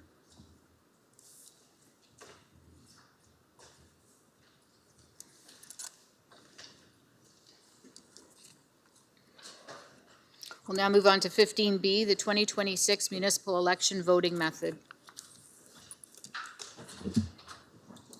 Councillor Story and Councillor Wright, can I get you to put this on the floor, please? Happy to move that, Mr. Chair. I'll second it, thank you. Councillor Story, go ahead. Thank you, Mr. Chair. Judy, I appreciate you bringing this forward now and the focus on accessibility in the report. Could you, just so folks are aware in the public, could you give us a quick review about the accessible options for voting? You know, the in-person voting locations being accessible, any information you think would be helpful for the community to know as we lead up to the next election? just so folks are aware if they have any additional accessibility needs for voting. Thank you very much. Great. Thank you for the question. So it is weird that we're talking election already, but it will be fast approaching. In efforts in a few months, we'll be looking at polling locations. And I will say, because there has been some ward boundary changes, we haven't booked any of the locations yet, but we do have a checklist and we do look for accessible locations where and when we can. And in past history, all of them have been accessible. We look at the ramps, the doors, the parking spots, all of that kind of stuff. With regards to other accessible options such as low vision, often individuals have their own devices when they do have accessible needs and such, but for low vision, we do have the magnifying screens at the polling locations. Long-term care homes, we do have 5 to 6 teams that go on election day to all of our long-term care facilities, depending on the number of beds. The Election Act outlines that, so we do that. And any additional needs, often, as I said, people with accessibility have their own devices at home, so having the internet voting for the 7 to 10 day advance voting, often they can do it at home, whether it's a physical accessibility, now they're able to vote from home. If they maybe have their own sip and puff at home, those types of things. We do have accessible tabulators that also offer at Chatham location. So we do look at the accessibility. What I will say in this recommendation is we have done this process, this method for the past 3 elections. This will be our 4th, and we have not had any accessible concerns or have not heard from anyone following the election that they had big concerns. So we'll continue to do that. That is all fantastic. I appreciate you sharing that. Thank you. Seeing no other questions, we'll put it to vote.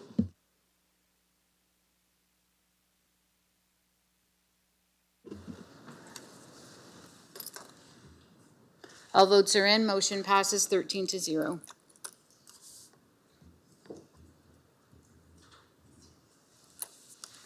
All right.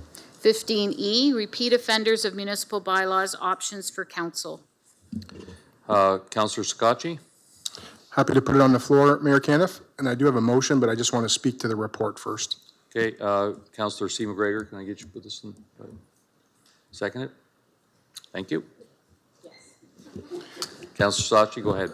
Thank you, Mayor Caniff. I did bring this forward a considerable amount of time ago prior to a lot of the discussions that's happened in regards to the encampment situations and the additional staff, members potentially added or at least costs. I think by reading this report, my hypothesis is that although it'll be a budget tab, by reading the report, it sure looks like it's probably going to come as a not recommended business case, but I still think it's important to have it in the budget. That way it's there that we can reflect on it. So by accepting this this report today, it's just simply saying that it's going to be in the as business case for it. But my understanding is how I read the report that it's likely probably not going to be something that's going to be included, which is something that we can discuss at budget time, which is the appropriate time. Also, in sitting around this table for about 7 years now, I recognize that a lot of times when we're hearing conversations from staff, it's in regards to efficiencies. So I did want to make a small motion in regarding this, and it's just whereas whereas under the current approach to bylaw enforcement in Chatham-Kent, enforcement of bylaws is addressed by various departments, which can result in inefficiencies. Therefore, be it resolved that administration be directed to review the method of bylaw enforcement within Chatham-Kent and consider a centralized bylaw enforcement approach to enhance efficiencies. And if I can get a seconder, I'll just explain that a little bit. Councillor C. McGregor?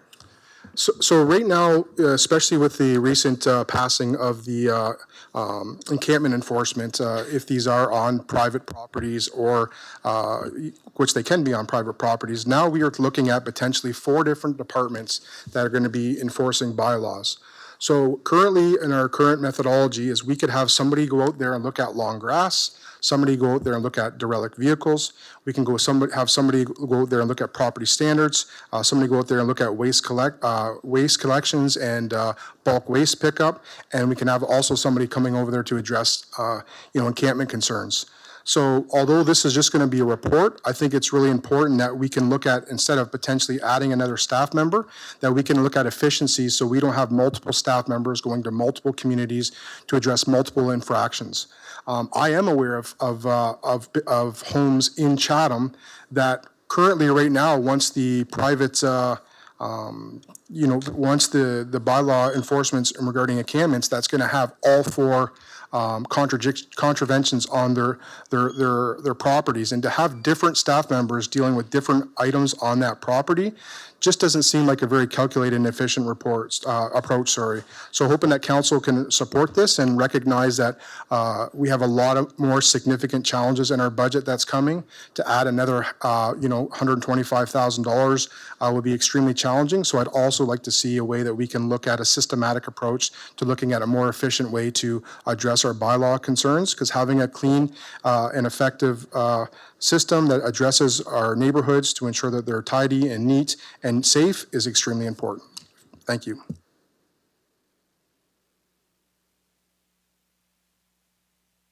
Councillor C. McGregor? Thank you, and I just want to mention that I'm happy to support both of these. As a councillor, we deal with a lot of issues that regard the use of our bylaw enforcement officers, whether it be property standards or whatever, and to have a more efficient system and to be able to deliver that service and also be able to stay on top of some of the issues that all councillors deal with, whether it be spring grass or a derelict property or car, whatever, or our encampments. The best and most efficient method that we can deliver that service into our community, I think the better. So completely support getting that report and to having that discussion in budget. Motions on the floor. So we have the one from the report and this one. Is he comfortable making that a number two? Is that a friendly amendment? Councillor Scotchy, are you good with making this, we've got one up there, but there's a motion in the report making two parts to that, or are you? Whatever's more efficient, just like the motion, whatever's more efficient to, I just think they're two separate aspects, because we're going to get a business case for potentially another staff member, and this is a secondary component to a different business case in regards to trying to find a more efficient process to deliver the services at a potential cost savings. Yeah, Your Worship, I don't see them as related items. One is really more of a budget discussion. The other one's more of an efficiency issue. And if there are savings that come out of the efficiency process, that'll show up in next year's budget. So I'd rather we don't combine them. I think the second motion is a good one, and one that we should be pursuing and not waiting for the outcome of the 2026 budget to start those discussions. Are you good with that? That's how I pretended them to move the motion secondary, because I did look at them as two separate. So we should put them on and vote for them separately then? Okay, we'll put that to. other one. So we're doing his first? Yes, we'll do this one first, and then we will do the second, the original motion. And just to clarify first, just so people understand that this doesn't mean that we're putting $125,000 in the budget. This is just going to be a business tab, which Gord's probably shaking his head saying it's not going to be recommended, but it's something that we got to at least look at. It will be for council's consideration. That's right. Okay, so seeing no other questions, then we'll vote on this one. No, that's not the one. Oh. That's the one from the report. Sorry. That's the one from the report.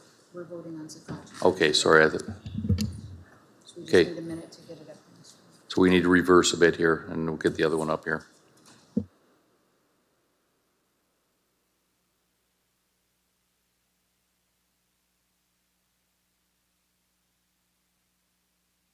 Judy, is it possible? I guess it doesn't matter to clear my voting system here, but.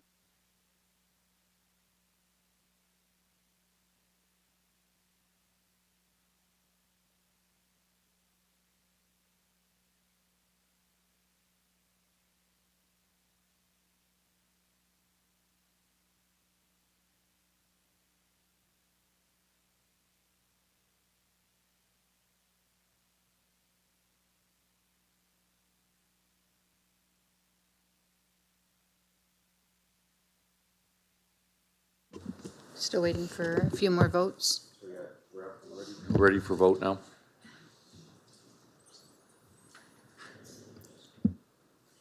Councillor Swirzebay. All votes are in. Motion passes 14-0.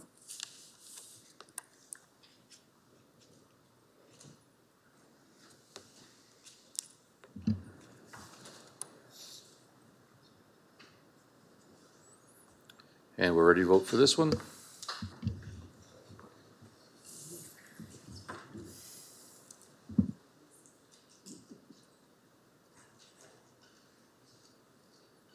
And all votes are in. Motion passes 14-0.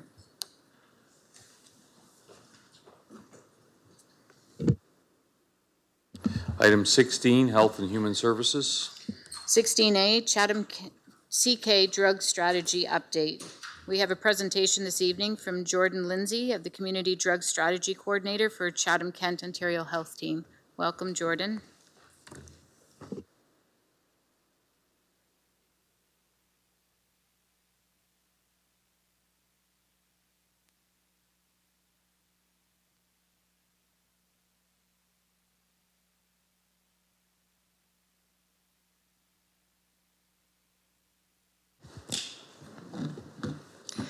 Bonjour, Kulamasi, bonjour, hello everyone. Thank you for creating the space to have this conversation tonight. I wanted to extend my gratitude to Councillors Jubenville and Doyle for bringing to the forefront mental health and substance use work and prioritizing this issue. I also wanted to thank Scott, Lacey, and Albert. We center lived and living expertise in everything that we do in the drug strategy, and our peer team behind me, really grateful to them for always bringing peer voice to the conversation. My name is Jordan Lindsay. I use she, her pronouns, and I'm honored to be fulfilling the role of the Community Drug Strategy Coordinator. As part of the CKOHT's funding agreement with the municipality, regular reports to council are required, and so this is well-timed and aligns with the work that we are doing and the conversations that council has been having. I met with Faith Hale, Naomi Wilson, and Fatima Taylor from Skinoff Family Learning Center, who generously reviewed our community drug strategy and shared how the ongoing harms of colonization continue to show up in substance use and houselessness. They emphasized the importance of grounding this work in the Truth and Reconciliation Commission of Canada calls to action. As a starting point, we have mapped the relevant TRC calls to action onto the drug strategy recommendations to embed reconciliation in our structure for moving forward. In addition to local events honoring National Truth and Reconciliation Day on September 30th, some resources to support this ongoing learning include the Reconciliation with Purpose framework developed by the Majidame Network and Indigenous cultural safety training led by my colleague, Shannon White, who's the Indigenous cultural safety educator at the CKOHT and Chatham-Kent Community Health Centers. Everyone comes to conversations about substance use from different places, and that's okay. Conversations about substance use can bring up lots of different feelings and can be challenging for many reasons. Please do what you need during the presentation. Take a pause, take some breaths, have a break away from the presentation if needed. If you feel triggered by any of the information that we share tonight, please talk with someone you trust. Know that help is available and that you're not alone. My friend and colleague Donald Turner from Dudes Club Chatham-Kent, who has worked in this space for many years, teaches about removing our armor in order to have conversations where we open up to uncomfortable learning and unlearning and to enable opportunities for growth and connection.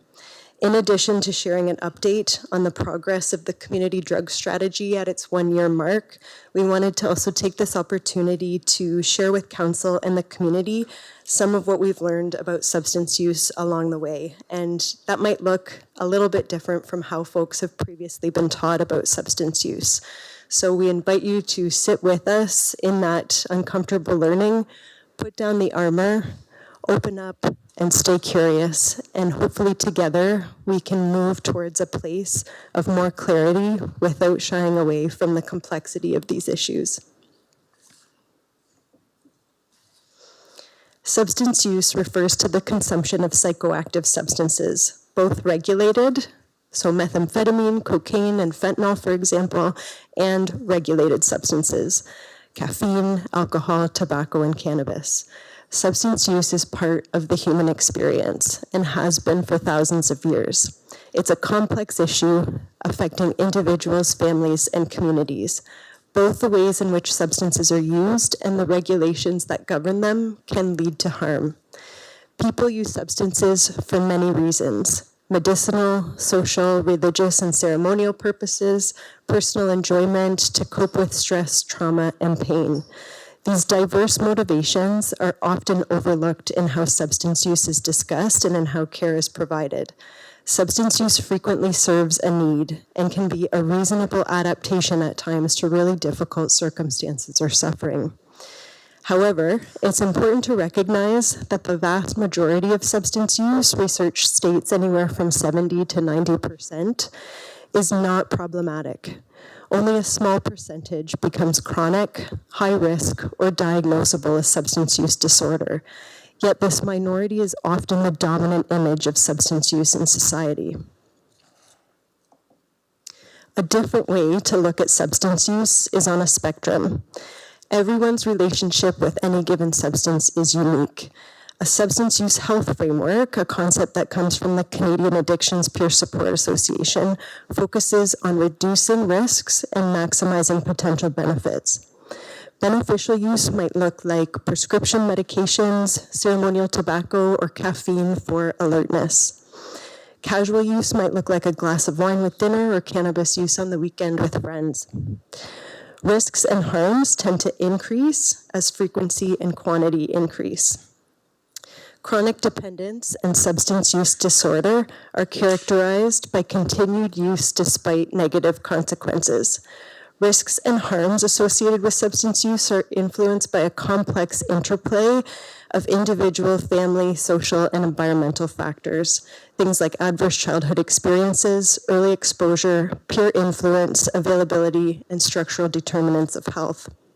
Importantly, there are opportunities to support health, safety, and well-being at every point along the spectrum. The community drug strategy uses a population health approach to address substance use and harms. The population health impact pyramid is often used to show how different levels of intervention influence health outcomes.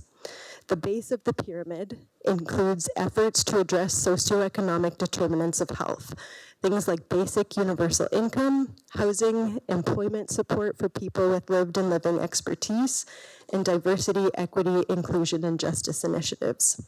Moving upward are interventions that change the context and environment to make individuals' default decisions healthy.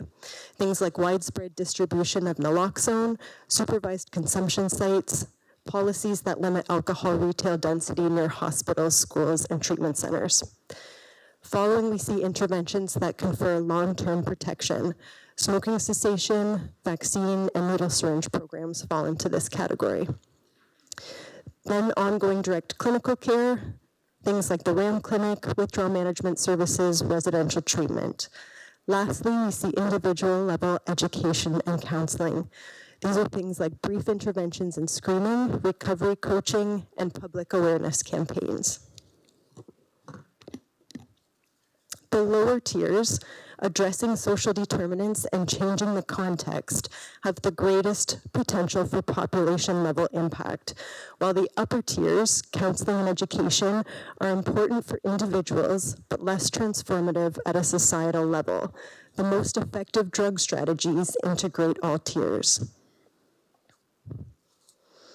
Stigma refers to attitudes, beliefs, or behaviors that discriminate against people. It affects those with lived and living expertise, their family and loved ones, and people that work in the field. It often shows up through derogatory language that shames and dehumanizes people who use substances. While sometimes intentional, It's me right here up front. Sorry for interrupting.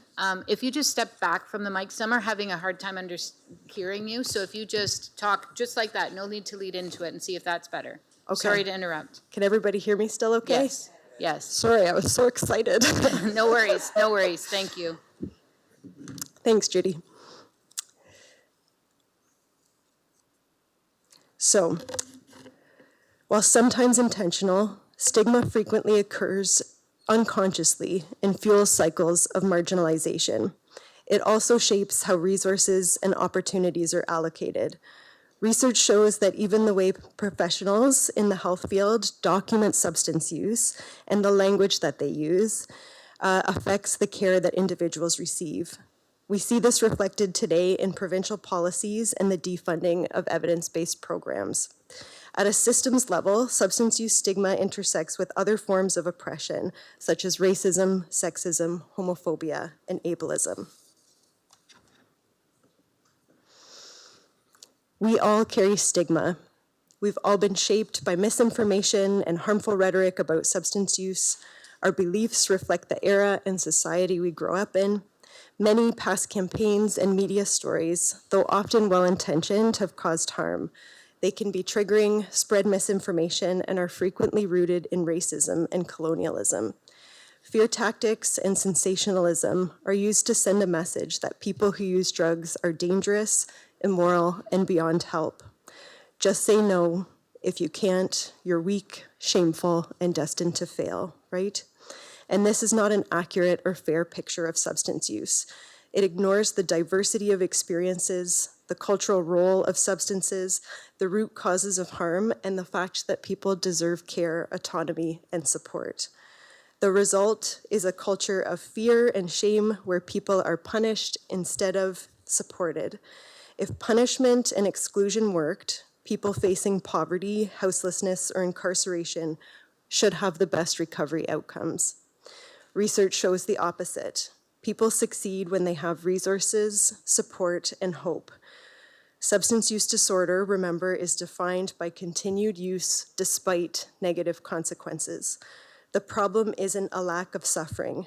It's a lack of safety, belonging, and opportunity. If stigma and isolation worked, we wouldn't be in the middle of one of the worst public health crises in history.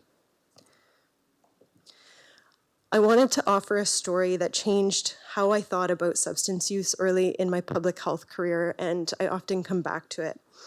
In his novel, Chasing the Scream, Johann Hari describes an experiment called Rat Park by Dr. Bruce Alexander. Previous studies had shown that rats placed alone in cages, when given drug-laced water, would drink it compulsively until they overdosed. The conclusion was simple. Drugs are so dangerous and addictive that one taste can hook you for life. And this narrative is what has shaped our societal view of substance use. But Dr. Alexander noticed something important. The rats were isolated and alone. He tried something different. He built what he called Rat Park, a large, stimulating environment where rats lived together, played, and had everything they needed. In Rat Park, the rats ignored the drugged water or used it only occasionally without becoming dependent or overdosing. His conclusion was, the problem isn't the drug, it's your cage. Johann Hari connects this idea to human experience. During the Vietnam War, 20 to 40% of US soldiers were using heroin to cope with the trauma of war. Yet when they returned home back to safety, security, and their families, 90% just stopped. The small group who continued were those with childhood trauma and mental health challenges. We've also seen this play out through drug policy. In Portugal, Switzerland, and Iceland, countries once facing some of Europe's highest rates of substance use and related harms, governments shifted away from punishment to investing in comprehensive social supports. Decades later, they now report some of the lowest harms rates in Europe. Youth substance use has dropped dramatically in Iceland. HIV infections and crime have fallen in Portugal and Switzerland. This perspective inspired Johann Hari's phrase that has changed minds, policies, and laws worldwide. The opposite of addiction is not sobriety. The opposite of addiction is connection. I believe our community has developed a drug strategy that helps us be a little bit more like Portugal, Switzerland, and Iceland. The work to develop this strategy actually started in 2009 with United Way and a large group of partners. Councillor Crew has been heavily involved over the years, and several important community gatherings and steps forward have taken place since then. What I will call the reinvigoration of the community drug strategy was facilitated throughout 2023 and 2024 by CK Public Health in partnership with Collective Results and a steering committee made up of community partners and people with lived and living expertise.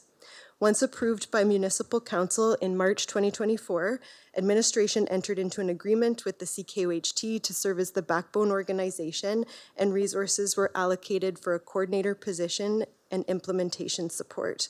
A full report is available on the Municipal Let's Talk website. A 4-pillar architecture was used as the foundation for strategy development. These pillars are prevention, treatment and recovery, harm reduction, and community inclusion and safety. While the pillars have unique goals and specific recommendations for action, the work is not discrete. Rather, the pillars are dynamic, interconnected, and collaborative. On May 27th, the CKOHT welcomed more than 150 participants from 68 different organizations and groups to the Wish Center for a collaborative community drug strategy forum. Recognizing the importance of listening to and acting with community, the May 27th Partner Forum was designed to bring diverse voices together to honor the incredible work already taking place in our community. It also created space to share knowledge, identify gaps, and build a shared roadmap for the future. The event brought together policy leaders, frontline staff, management teams, community volunteers, businesses, and individuals with lived and living expertise from across the region. While we were intentional with this engagement, we recognize there are still important perspectives missing and more voices that need to be included as we move forward. Next is a brief video. Judy, I might need your help here to click on it. I might need Meredith's help. Meredith. Just to give you a sense of what the day looked like.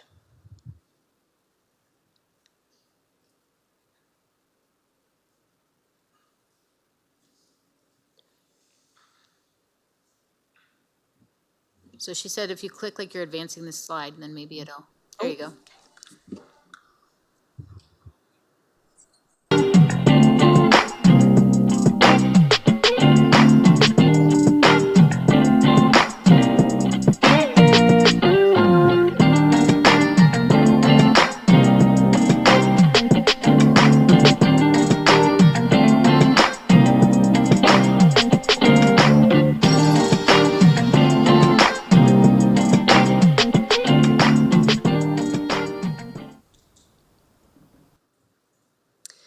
Next, we'll walk through a brief summary of what we heard from partners in over 700 pieces of feedback in the form of sticky notes and survey responses when asked to map out where Chatham-Kent is currently at within each of the drug strategy recommendations. Within prevention, we heard about strengths including community-based prevention initiatives, low and no-cost recreation opportunities, peer-driven stigma training, low-barrier social spaces, and trauma-informed care training. In terms of gaps, we heard about a need for substance use education in school settings, youth inclusion in program design and delivery, transportation to recreation opportunities to enable rural access, integration of Indigenous-led frameworks, education to address NIMBYism and education on the harms of drug policy, translating adverse childhood experiences education into practice, moving upstream prevention models from theory to action, adolescent recreation opportunities and spaces, and resources for Indigenous-led early years supports. Within treatment and recovery, we heard about strengths including strong peer-led supports, mobile outreach, transportation access to treatment services in some spaces, a strong navigator network, and pockets of excellent discharge planning. In terms of gaps, we heard about the need for low barrier, transitional, and supportive housing, youth and rural community access to medication-assisted treatment and withdrawal management, transportation between urban and First Nation communities, centralized intake processes, consistent communication and referrals across organizations, local service guide resources, and coordinated and supported service transitions and long-term aftercare support. Within harm reduction, strengths included naloxone distribution and training and proven high-impact mobile outreach models. We also heard about existing approaches to facilitate harm reduction outreach and education led by folks with lived and living expertise. In terms of gaps within harm reduction, we do not have drug checking services, supervised consumption services, or safer supply prescribing in our community. We experience supply chain inefficiencies with our local needle syringe program. We also heard about the need for rural access to harm reduction and harm reduction integration in hospital spaces. We heard about the need to include specialized and diversified peer voices, including women, racialized groups, Indigenous leaders, and youth. Within community safety and inclusion, we heard about strengths including diverse family and caregiver supports, a strong network of navigation support, and a growing base of cultural safety and trauma-informed care training for folks working in the justice sector. In terms of gaps, we heard about the need for community education on alternatives to criminalization, alignment on housing, mental health, and substance use systems, Indigenous-led justice system supports, transitional and supportive housing options for folks post-incarceration, access to medication post-release, and the need for a therapeutic drug treatment court. Across all pillars, we heard about the need for Indigenous integration, so embedding Indigenous ways of knowing, cultural safety, TRC calls to action, and local Indigenous leadership across all actions. Transportation support, especially for youth, rural residents, and First Nation communities. Transitional and long-term supportive housing that is equitable and low barrier. Expanding and diversifying lived and living expertise. Community awareness and support.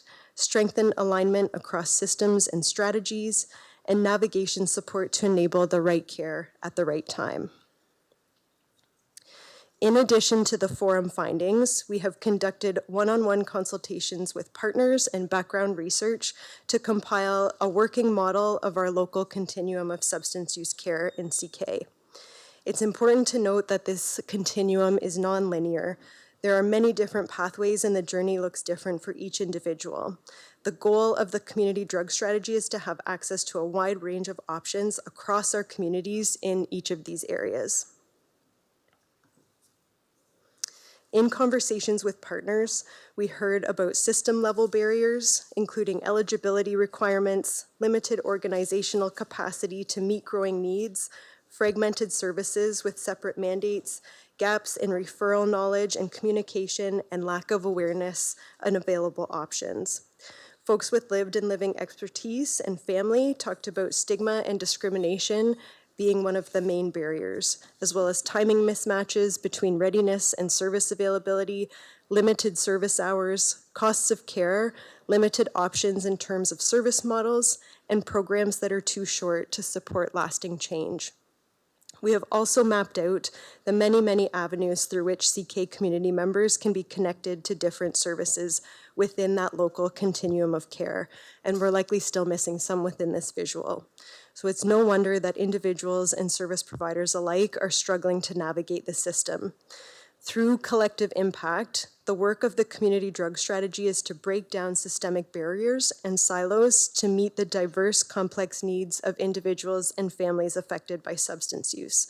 Collective impact asks us to think of each of these avenues as an opportunity for streamlining access and navigation, fostering supportive connections and positive care experiences, and strengthening collaboration. Our action plan continues to be iterative, adaptable, and reflexive, and has really embodied the principles of safety, belonging, opportunity, and connection to address those underlying drivers of substance use and related harms. Through collective impact, we are working to build a network of change agents and champions who advance equity by learning together, aligning priorities, and integrating actions through a population health approach. We are happy to share some examples of this collaboration and early outcomes so far. We've had 46 one-on-one meetings with diverse service providers, folks with lived experience, and community members, from an internal medicine physician to a Brussels sprout farmer, to learn about their work, build relationships, and support individuals to see themselves reflected in the drug strategy.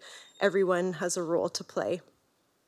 We delivered 15 educational presentations to build awareness and support for the community drug strategy, reaching over 600 individuals. We received the Emergency Treatment Fund grant through Health Canada in collaboration with the municipality of Chatham-Kent, providing close to $600,000 for 2025 and 2026 for outreach, winter warming services, and anti-stigma education. We're looking to hopefully expand this funding to also include Indigenous support and transportation support. We were very involved in supporting the Heart Hub letter of intent and proposal in fall 2024 in collaboration with 12 local partners and CMHA leadership. We received a GROW grant through the Ontario Trillium Foundation to enhance community belonging for those most affected by the houselessness and toxic drug crises. We co-developed an anti-stigma training program called Compassionate Approaches with people with lived and living expertise, which has now been piloted with 4 groups, evaluated, and we have 7 sessions scheduled for September and October. At the request of the General Manager of Health and Human Services, we completed a comprehensive environmental scan of needle syringe program service delivery models in Ontario in partnership with CK Public Health. We attended the One Bridge, Two Shores Family Caregiver Support Program through the Youth Wellness Hub and CMHA. Peer expertise is centered in everything that we do. So in the last year, we've attended 50 peer-to-peer meetings to listen and learn from people with lived and living expertise of substance use. We held a knowledge exchange session with 25 youth and school partners to talk about rebuilding the Preventure program locally.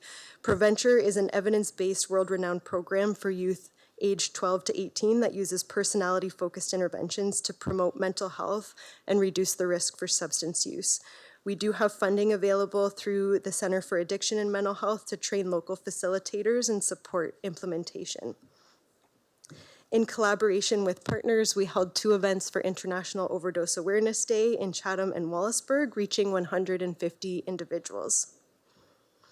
In collaboration with CK Public Health, we established an information sharing system to connect frontline knowledge from peers and service providers, and we've provided 23 weekly updates on the local unregulated drug supply. And the reason that we do this is because the data that we have available often does not capture the full picture of what the true situation looks like on the ground and in real time. Many toxic drug incidents go unreported because individuals are fearful to call 911 and do not interact with the system. So this was our step towards better understanding and communicating frontline experiences that are often missed in our population health data and reporting. We held a 2-part substance use care training with the Canadian Healthcare Education Network for 20 partners and received excellent feedback from participants, so we're looking to expand this training in partnership with community paramedics. The CKUHT has held 4 Lunch and Learn webinars that focused on sharing substance use information on the community drug strategy, on Canada's guidance on alcohol and health and alcohol warning labels, Westover Treatment Center services, and what we heard from partners at the forum. We are grateful to participate and support 34 different partner-led initiatives and networks at the local, provincial, and national levels, including the Drug Strategy Network of Ontario, Chatham-Kent Drug Awareness Council, the Child and Youth Planning Network, and recovery support at Westover Treatment Center. We participated in a police ride-along with the Community Safety and Wellbeing Coordinator to learn more about police services. We hosted Health Canada for a site visit, which was a great chance to build relationships with national level funders and showcase the great work happening in CK. And lastly, we hosted 2 Masters of Public Health students who completed comprehensive literature reviews on youth substance use prevention in school and family environments. Both students are from the GTA, and despite not knowing very much about CK when they started their placements, stated they would love to come back and work in Chatham-Kent and are now interested in pursuing future careers in substance use as a result of this placement. The CKOHT is holding our first Community Drug Strategy Leadership Meeting on October 2nd with partners to take a closer look at what we heard at the forum and determine how we will move forward as a collective. To continue to build awareness and support, we are working on a Community Drug Strategy webpage to house information about where to get help and how to communicate our progress and learnings with the community as we go. We are also planning the first stages of a broader awareness campaign to address some of those knowledge gaps that we heard about and help our community be more informed of the great work that is happening. We welcome opportunities for you to join our work, connect one-on-one, and provide deeper substance use stigma education. Miigwech, Anushik, merci, thank you for the opportunity to share our collaborative journey with you tonight.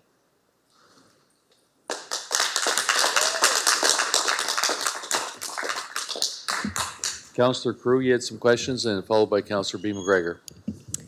Thank you. I don't have any questions for Jordan, but actually almost everything that I was going to say she covered. I was at the May 27th event, and there was, I think a few of us were there, and it was really well attended. And I was wondering how you were going to get all of those sticky notes onto something that made sense. Congratulations, well done. I just want to say that it's important with a drug strategy that you have 4 pillars. You can't do this work. I think one of the deputations, Lacey, I think, said it. If one of the legs are missing, it's unbalanced. You might get some results, but this holistic approach is what we need to do in our community. And I congratulate you on a lot of the work that you've already done in the short time you've been there. One question about the slides. Can we get those? Because there's a lot of interesting information in there that I would like to have, and I think all of council would find them useful. I'm going to end with, I want to make a motion that we refer funding for the CK Drug Strategy Coordinator to the 2026 budget for council deliberations. Councillor B. McGregor? So seconded. That's it. Thank you. Good job. Councillor B. McGregor? Thank you, and thank you for the presentation. It was a lot of detail, and I think a lot of really important information for the community to see as well. If community members were looking to access the community drug strategy and learn more about it, where would they find that information? Thanks for that question, Councillor McGregor. Through you, Mayor Caniff. The Municipal Let's Talk website has a community drug strategy page. We are working on doing an updated drug strategy page that focuses a bit more on how to navigate the different services and supports available in the community when it comes to substance use. So that will actually be hosted on the CKOHT website. So that's coming soon. Great. And to Councillor Crew's motion, I know in the past this has been something we've debated often, how we fund this, and I think it's really important that we continue to fund this strategy going forward. And if there's one positive out of some of the recent conversations that we've had, I think we're recognizing how important this work is. It did strike me as you were going through the presentation, we had a motion in the last council meeting regarding consultation with community partners. It was a pretty long laundry list, and I noticed you had a very similar list in this report, as well as a whole host of examples of partnerships that have been developed and outcomes from those partnerships. And I know you saw that motion as well. So would you say that those partners that we listed in that motion are partners you're aware of and have engaged with through these strategies and in producing the drug strategy and engagement since then? Thanks for that question, Councillor McGregor. Through you, Mayor Caniff. I think most of the partners that were on the motion from last meeting, the local partners anyways, were included in the Community Drug Strategy Forum. Some of the ones that are outside of our community, we've been doing some background research on and learning more about those. In addition to the Drug Strategy Forum and ongoing conversations with partners, since the motion, partners have been having conversations about what treatment services and expanding treatment looks like in our community. So we did do some one-on-one consultations with some of our key partners in the treatment space, and definitely heard that things align very much with the motion. Great. And that's kind of where maybe my question to administration comes. In looking at all the work that's been done so far, I certainly don't want to,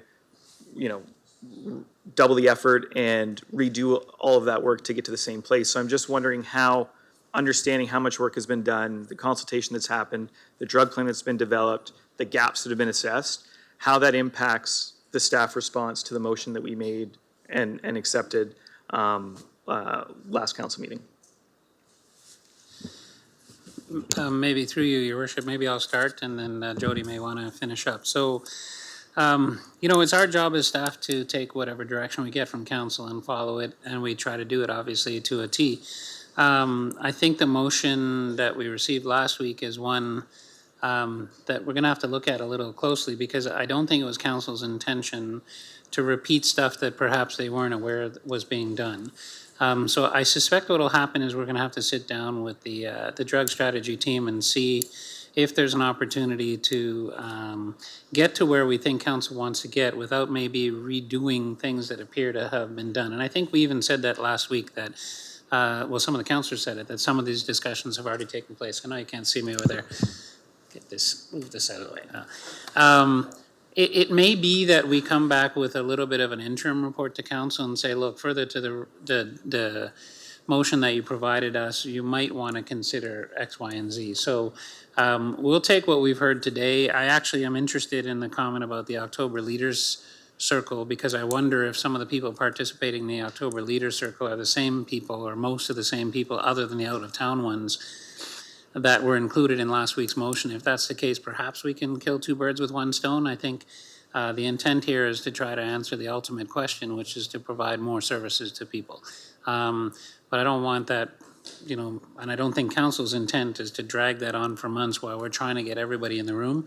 The list of people that were in the motion last week to include, last meeting, sorry, I can tell you that it'd be very difficult to get all those schedules together. So if much of those discussions have already occurred, maybe we can piggyback on that. So I know it's a long answer to your question, but I think we'll do the best we can to comply with the direction from council, but we might come back and ask council to perhaps take a little bit of a different approach, given all the hard work that's already been done that clearly not everybody knew about. So.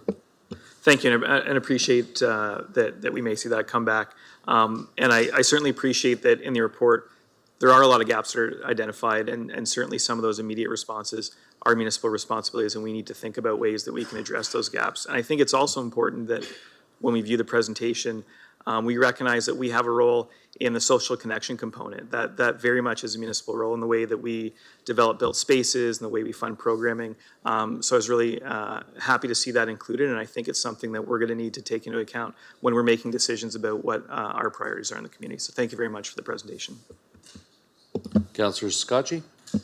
Thank you. Keep my comments relatively short, and thank you, Mr. Chair. No fault of your own. I really appreciate this presentation. I do wish that we could have got it like a month ago or so, because people could have realized it's been really hard the last little bit to hear how we don't care and we're not doing anything, to understand that we've actually been doing so much as a community, and we are actually we've been ahead of a lot of our peers when it comes to investment in housing and investment in these types of programs. So it's been really difficult to hear some of those things, and I understand that comes with frustration and people being scared. And you've touched so much on the actual the community drug strategy and people that are requiring the services and all that.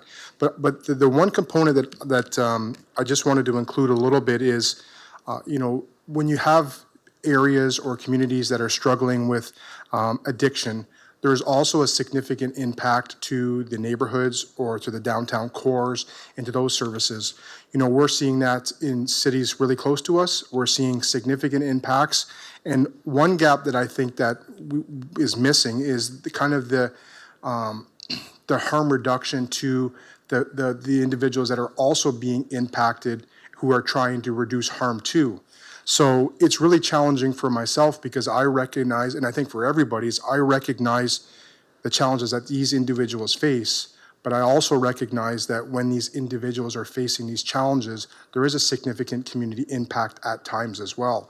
So I think it's important to continue our focus on this, but also to kind of, to Councillor McGregor's point when he said bridge gaps, but that's a gap that I also think that we need to do, because not only do we need to provide services to the people who are struggling, we also need to provide services to people who are struggling because of the people who are struggling, if that makes sense. So I just think that that was very important for myself as a councillor to recognize that I really appreciate this work, but I think that as a community, we still have to do more work to also protect the people that might be impacted from the people who are, in a very challenging situation. And I don't think it's the level that we're seeing to the east and west of us, but that's why I think it's very important to include those in those resolutions as well, because it will start to impact us significantly very soon. And some neighborhoods, as we know, has already been impacted. So I thought it was very important just to relay those comments to you, because I can't even, you provided significantly more feedback on these reports and in the slide than I would have thought, and I really appreciate the collaboration and just wanted to make sure I left that comment as well. So thank you for all that you're doing, and to all the volunteers and all the people that are contributing to this. Thank you. Seeing no other questions, any other comments from the mover or seconder? No. All right, seeing none, we'll put that to vote.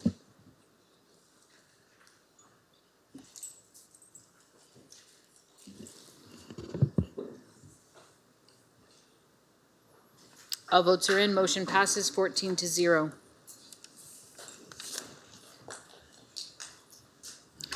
Moving on to 16B, Employment Services 2025 to 2026 update. We have a presentation by Matt Keach, Program Manager of Employment and Social Services.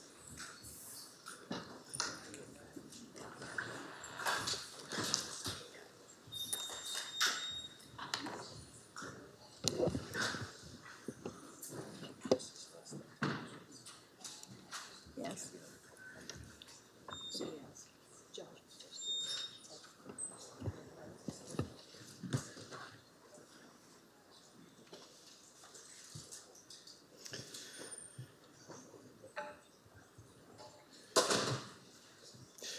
Good evening, Mayor Caniff, members of council, community members, and staff. Thank you very much for the opportunity today to provide an update on the CK Jobs program. I'm pleased to share the progress we've made and the impact we're seeing in our community.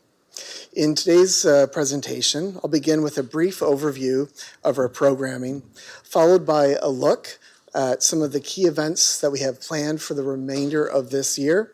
And I'm also going to highlight some of the successes we've had over the past year. In doing so, I'm going to share a couple of video testimonials with you from both job seekers and employers, which I hope you'll have a better understanding of how our program is making an impact to our community.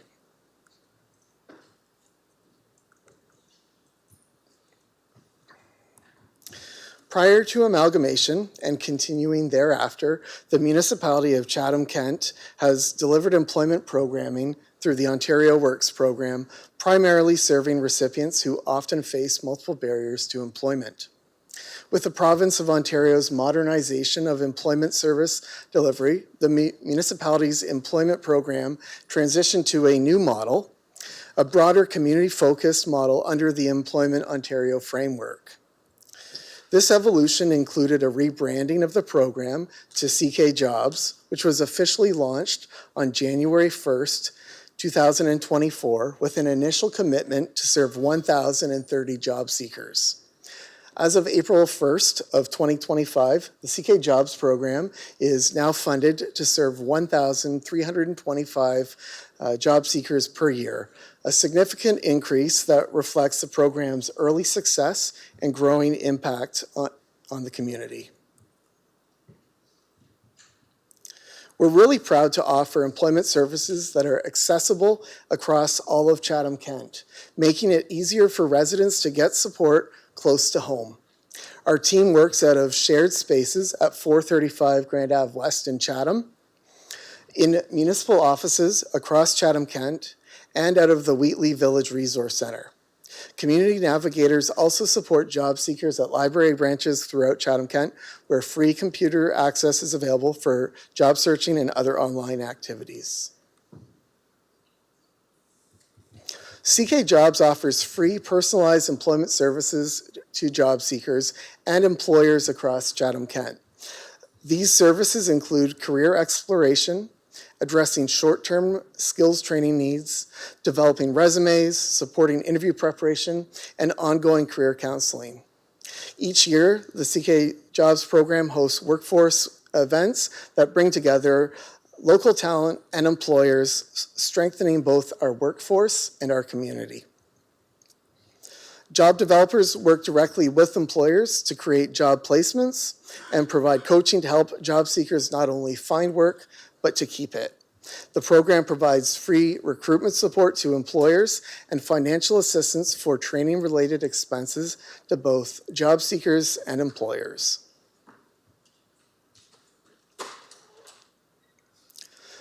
The CK Jobs team is planning many events for the 25-26 contract year, including open houses, job fairs, information sessions. By offering a diverse range of events across Chatham-Kent, our program ensures that all communities, both urban and rural, will have access to vital employment services. These initiatives play a key role in strengthening workforce development and empowering individuals across the municipality to take meaningful steps towards sustainable employment. I'm going to highlight a couple of these events that are going to be starting actually in September. We have community open houses that are going to be running from September 15th to the 24th at our municipal library branches and the Wheatley Village Resource Centre. These are great opportunities for community members to learn more about our services and get registered. We're also hosting the Community Resource and Job Fair in Tilbury on September the 18th. This unique event will showcase both employers who are looking to hire and also feature a community resource showcase where residents can learn about some of the programs and services that Chatham-Kent has to offer. Representatives from municipal programs and community not-for-profit programs will also be on site in addition to employers to answer questions and connect residents to programming. And in October, we have an education and training fair event on October the 1st, where we'll be bringing in training providers, colleges, and a few universities who will be showcasing their programming that will allow prospective students the opportunity to ask questions. I'm now going to play a short clip where you can hear how a recent Workforce Week Job Fair event had a positive impact on our local workforce.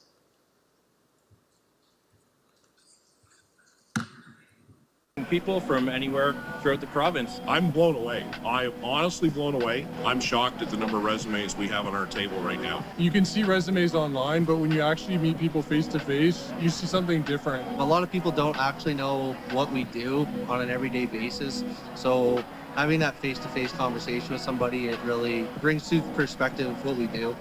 It's very successful. I will admit, I came in today, I wasn't sure kind of how this was gonna go, and then I went out briefly and there was a line out to the parking lot, people trying to get into this job fair. There's a lot of opportunity in agriculture. Sometimes it gets overlooked, so we're here to help spread the word. This is the first time I've been here, and I am very impressed with the amount of resumes that we've got. And it's cool too to see other employers as well. I would say the energy is very high. There's a lot of people that are seeking a lot of opportunities and just a lot of friendly faces.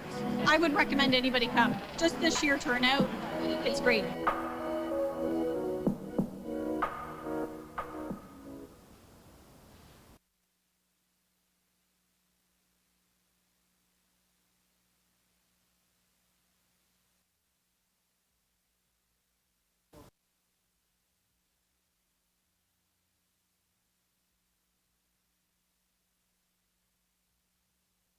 Partnerships, thank you, enable us to deliver inclusive, impactful programming across all communities in Chatham-Kent helping job seekers and employers thrive. The 24-25 contract year has been exciting for CK Jobs, its initial contract year, where we drove real impact across our community. We helped 275 job seekers secure meaningful employment, averaging 30 hours per week at $19.74 per hour. We partnered with 160 local employers, strengthening our workforce and supporting business growth across Chatham-Kent. Beyond employment, we connected 466 individuals to vital supports like health services, transportation, financial aid, and food security, ensuring stability for long-term success. 129 job seekers completed short-term training to boost their skills and employability. Workforce Week, of course, was a major highlight, with 350 plus participants attending workshops and over 1,400 job seekers engaging with 85 companies, offering more than 150 opportunities at our March Workforce Week job fair. We also partnered with St. Clair College to host the Start Your Journey apprenticeship event, reaching over 100 attendees, helping them to explore the skilled trades. Up next, I'm going to share a short video featuring a local employer and job seeker who recently worked with CK Jobs.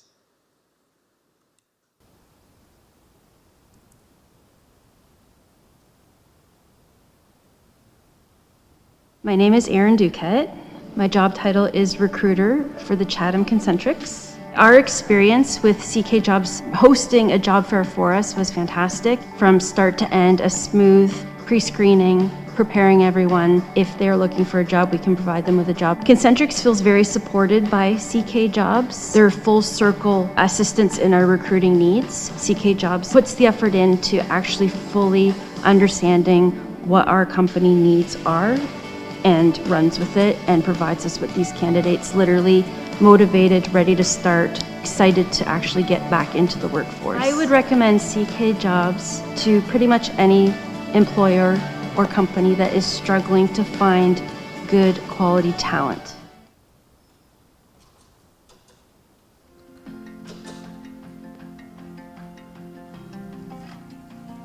My name is Olawale Oladokun. My name is Stephanie Vanderberg. So I'm a job developer with the CK Jobs program. I work closely with clients and participants of the CK Jobs program and employers to help match talent and employment needs. My goal for the contact was primarily because I need a job here to relocate to the family.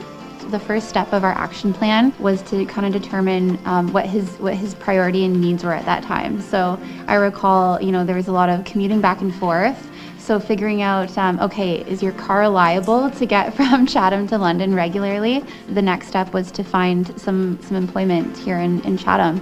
So that kind of looked like assisting with a job search, making sure Olawale's resume was up to date, connecting him with local employers, encouraging him to do some networking. After giving her my resume, she updated the resume.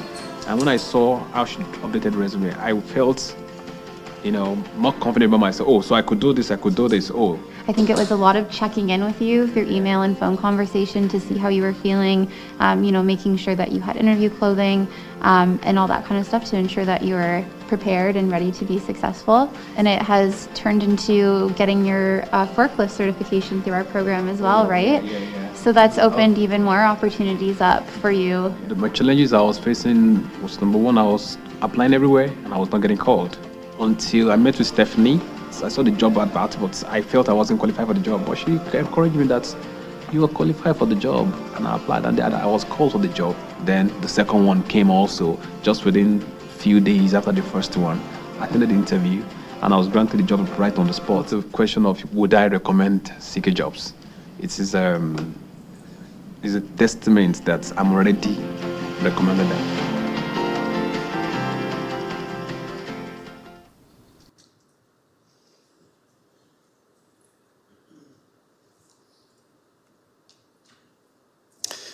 Thank you, Mayor Caniff and members of council for your time today and for your continued support of the CK Jobs program. We are tremendously proud of the progress we've made and excited about what's ahead. I also want to make a special thanks and acknowledgement to some of my team members that are here tonight. The success of the program is really because of them. So thank you for all the hard work that you do. I'd like to close by encouraging all community partners to take part in our upcoming Workforce Week job fair being held in March of 2026. I anticipate that in late 2025, we'll be releasing our registration information. We'll continue to seek partners, both large and small, to highlight all of the great things that are being made in Chatham-Kent and share pathways to employment. Please reach out to me directly or connect with us anytime at ckjobs.ca to explore opportunities for collaboration. Thank you very much. Councillor Story? Thank you, Mayor Caniff. Thank you, Matt, for a great report, and to the team. Really appreciate you taking the time to share that with us tonight. I find this type of data really interesting. So I just have a couple of questions. You mentioned this is all funded by the province. And is this steady funding? And how is the funding allotted to us? Yeah, that's correct. So the program is 100% funded by the province. Our budget currently sits at approximately $2.4 million a year. About $2 million of that is allocated towards operational costs, and $400,000 of that would be for job seeker and employer supports. The funding formula really is quite simple. We receive around $2,000 per intake. And a portion of that is operational, a portion of that is employment supports, and then with that we build our program. And in addition, the program does receive a small amount of performance-based funding, all connected to our outcomes. The program has received about $44,000 to date. That's reinvested into our initiatives. And as far as the reliability of the funding, I think it's as reliable as any government initiative. Employment Ontario has been around for many years. The province is very focused right now, especially given the state of the economy, on workforce initiatives. And I feel very strong about the direction of the program. Great, thank you. And in terms of tracking that success, I'm assuming you have to do your reporting to the province annually or perhaps in other frequencies, but how are we measuring that success? Are we more intake or less, or more job completion or less, that kind of thing? Sure. So there's a number of metrics that we use to measure the program success, and they're all actually founded within our program commitments. So each year we have a contract, and we have commitments. We have key performance indicators that we have to achieve. So right from intake commitments, we're expected to hit 100% of our intake commitments. And I'm going to toot our horn here, staff. We were one of 2 service providers across all of Chatham-Kent, Windsor, Essex, Sarnia, Lambton to actually hit our performance, our intake targets. So we're really pleased about that. It's hard work, but of course there's other targets for things like serving clients with complex needs, client satisfaction outcomes, and of course with any employment program, employment outcomes. That's great, and congratulations on meeting that standard. That's fantastic. Good for you. I think if I'm understanding correctly, this program is all open to the public, and you'd like employers to reach out to you for assistance or partnership? And if so, is it just that email you mentioned to us, or reaching out to the 360-1998 phone number? It's pretty simple if you're an employer that would like to be part of your services. That's right. The easiest way is to jump on ckjobs.ca. Whether you're a job seeker or you're an employer, you can get linked to us that way, a simple contact form.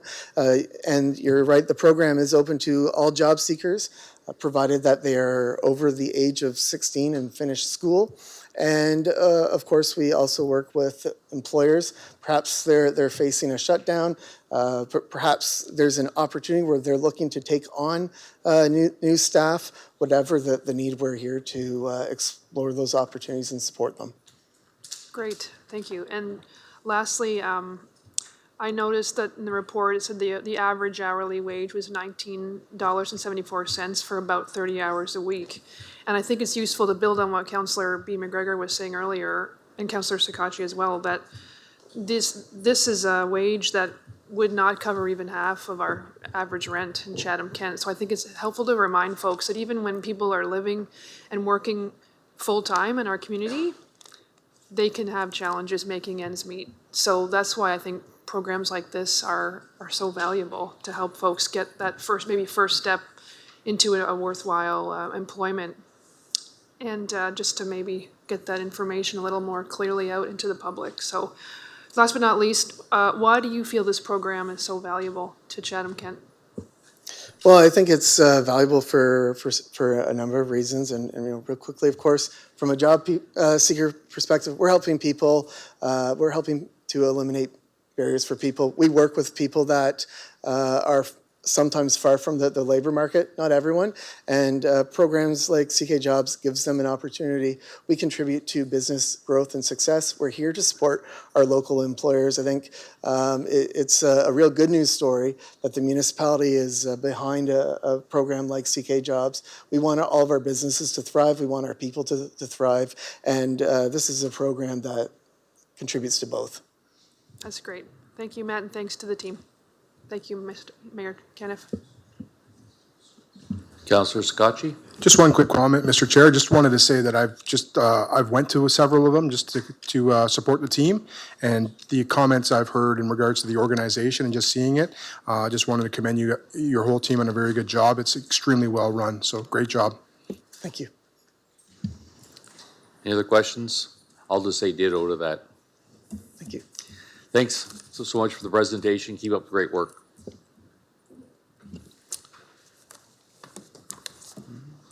Next item is 16C, motion of Councillor Brock McGregor regarding options to expand emergency and transitional supportive housing. Councillor B. McGregor. Thank you, Mayor Caniff. Whereas individuals experiencing homelessness in communities in Ontario can shelter on public lands when shelter spaces are not available, and whereas Chatham-Kent currently has fewer shelter spaces available than individuals requiring shelter, and whereas Chatham-Kent does not have adequate transitional or supportive housing to move individuals along the housing spectrum, therefore administration be directed to report back on options to expand current emergency housing availability, including an expansion of the cabin project in order to provide shelter spaces to any individual experiencing homelessness in Chatham-Kent, and in line with predicted growth of individuals experiencing homelessness in our community. Further, administration review municipal transitional and supportive housing projects in Ontario, including funding formulas and models, to overview potential use of current municipally owned assets for supportive housing to replicate successful models. Councillor Crew, will you second that? Yes, I'll second it. Go ahead, Councillor B. McGregor. Yeah, just really briefly, I appreciate the input from community members over the past number of months and their interest in supporting solutions for homelessness in our community. As we've heard in previous meetings, we can't remove encampments in Chatham-Kent when we don't have adequate shelter spaces and supportive housing for individuals. And I think this is an opportunity to know what that looks like in our community. So we've seen other communities like Waterloo take these steps, and I think it's important for us to understand what that looks like, to understand what the cost is, and to understand what our options for solutions are. And I understand that a lot of this work is already ongoing, so this will be reporting on some things that are already happening. We've had motions like Councillor Sakachi's that looked for opportunities in the community, and I think that we've taken some important steps in the right direction, and it's a good opportunity to review those and really for both the community and for council to understand the direction we need to head to address the issues in our community. I did also want to just quickly note, I received some feedback on the motion and some community comment. I intentionally didn't name a supportive housing provider like Indwell. I have no relationship with any of those service providers. I think that we need to have all of the options on the table and understand what those solutions look like. So appreciate the community interest in this, and I hope we'll support it tonight and get a better idea of the direction we need to head in our community. Thank you. Councillor Crew, you have anything to add? No, I agree with everything my colleague has said. All right. Councillor Juvemil. Thank you, Mayor Caniff. Do we know when the report would be able to come back?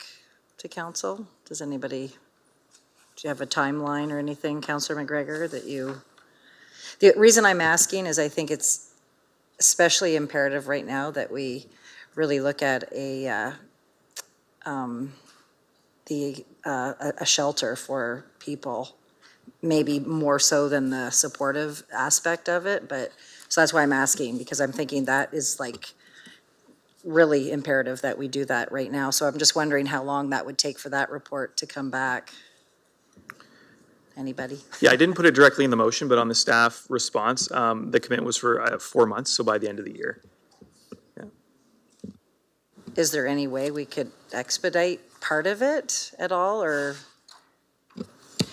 Thank you, Councillor, for your question. If I could try to respond to that through you, Mr. Mayor. We certainly appreciate the urgency behind the request. There are a lot of moving pieces and there's a lot of work to be able to pull the report together. And we will get the report here as quickly as we can, recognizing obviously there is a need and a real desire to move pieces of work forward sooner rather than later. I don't want to overcommit and bring something forward that isn't going to really be valid and be accurate in terms of the information that we have. And when we look at the fact that it's September already, it's closer to 3 months to actually get the report here before year end. So certainly there's a lot of work that needs to be done. We understand the need and the urgency behind it, and we'll get it together and bring it forward as quickly as we possibly can. Okay, thank you. Seeing no other questions, we'll put it to vote. Oh, Councillor Crew? While we're on the topic of the cabins on this, can we get a brief update where we are with the cabins, and would it be appropriate now to ask for that? Can we go to non-agenda business then for that? Sure, you can Just do an that. update? Perfect, thanks.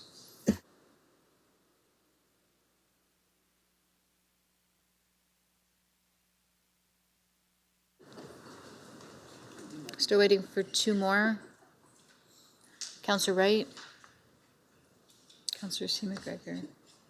Thank you. All votes are in. Motion passes 15-0. Item 18, infrastructure and engineering services. 18B, 101 McNaughton Ave West, Chatham Modular Affordable Housing Building Update. Councillor Sakachi and Councillor Story, can I get you to put this on the floor, please? Happy to put it on the floor, Mayor Caniff. Happy to second that. Okay, Councillor Sakachi, go ahead. Thank you very much. Just a quick question to Mr. Harper. I know that the answer to this, but I think it's really important to just to verify it in the community again, because the report is very detailed.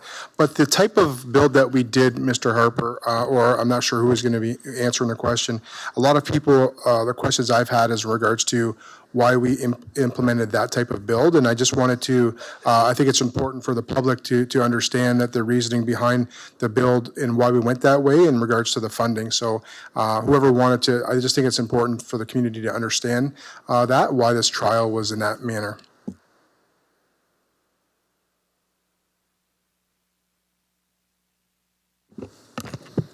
Thank you, Mr. Mayor, and thank you, Councillor, for the question. That particular round of funding was restricted to modular. So any project that we submitted for review and approval had to be modular in nature. So when we issued the request for proposals, the only proposals that we could evaluate and the only ones that were accepted would be modular in nature. And if we decided not to go the module property there, would we have been able to get any other funding for a potential different build, or did we try to expedite it for that specific reason so we received the funding for that particular application? That particular application was a requirement to be modular, no ifs, ands, or buts. Thank you. I just wanted to kind of fortify that, because I think a lot of the comments that I've heard in regards to the significant challenges we've had there is, you know, because the need is so great, why would we try kind of like an unproven solution? I think it's really important to, stabilizing the community. The reason why is because we are looking for money from upper levels of government all the time, and we try to maximize our input and get matching funds, right? So I just wanted to kind of ensure that the community knows that the reason why the application was as such was because of the fact that we did get funding. It's very, very unfortunate, through no fault of the team, the challenges that we faced there due to the fact that we need a substantial amount of increased housing, especially affordable, obtainable, supportive, and transitional. So I think it's just important to note that we recognize the challenges here, but we were kind of, our hands were kind of tied in approving the funds for that specific type of project. Thank you. Okay, just one more couple comments, if it's helpful, is when we went through this project, it was a pilot for us. It's our first modular project, and also that there are examples of several successful modular projects in the community and throughout many communities. It's just unfortunate about the situation with this particular one. Thank you. If I can, Your Worship, in addition, we're not the only municipality that have had difficulties with modular.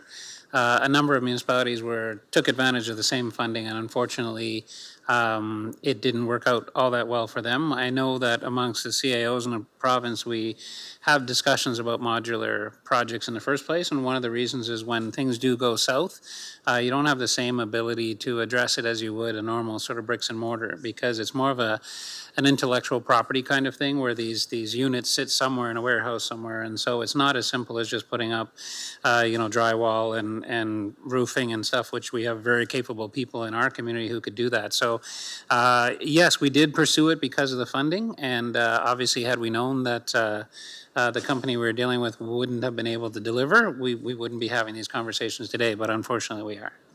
And just a quick follow-up to that, Mr. Dubin, the challenge that I have with that particular, just the comments even, is the fact that when things go awry, it's a lot harder to find established contractors to come in and to rectify the situation. So you pay someone to do framing or drywall, it's a lot easier to find a framer or drywall to come in and finish the job. When it's a module, and a lot of these module homes are very specific to each contractor, similar to the cabin program. So if the cabin program, which was, I'm not going to say it's modular, but it's pretty close. It is, units that are brought in. The challenge becomes when things go awry, to get it back on track takes a significant long time.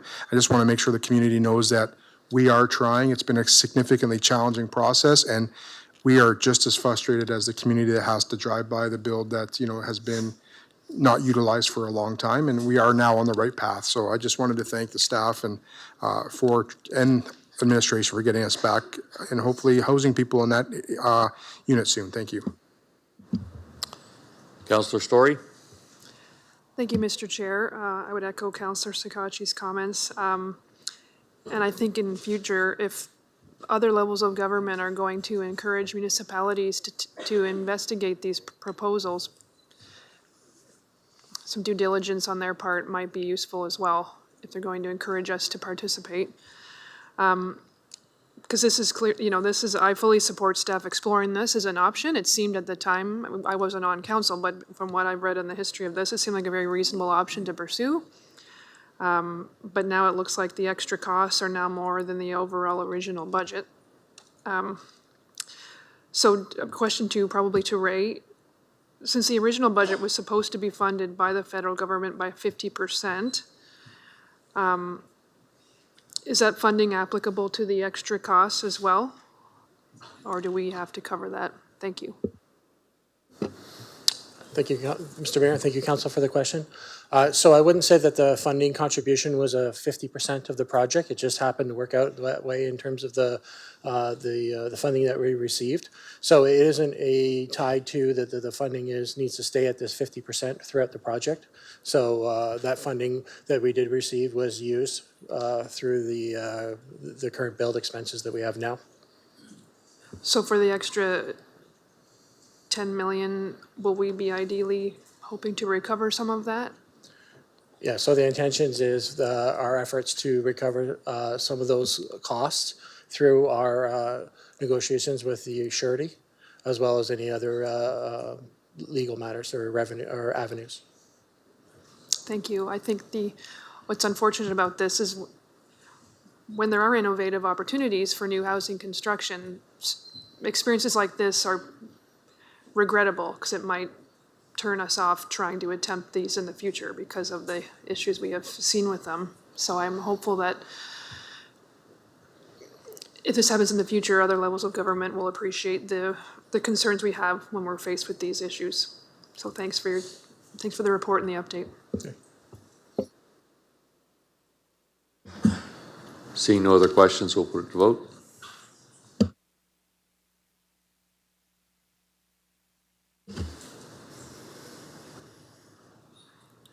All votes are in. Motion passes 14-1.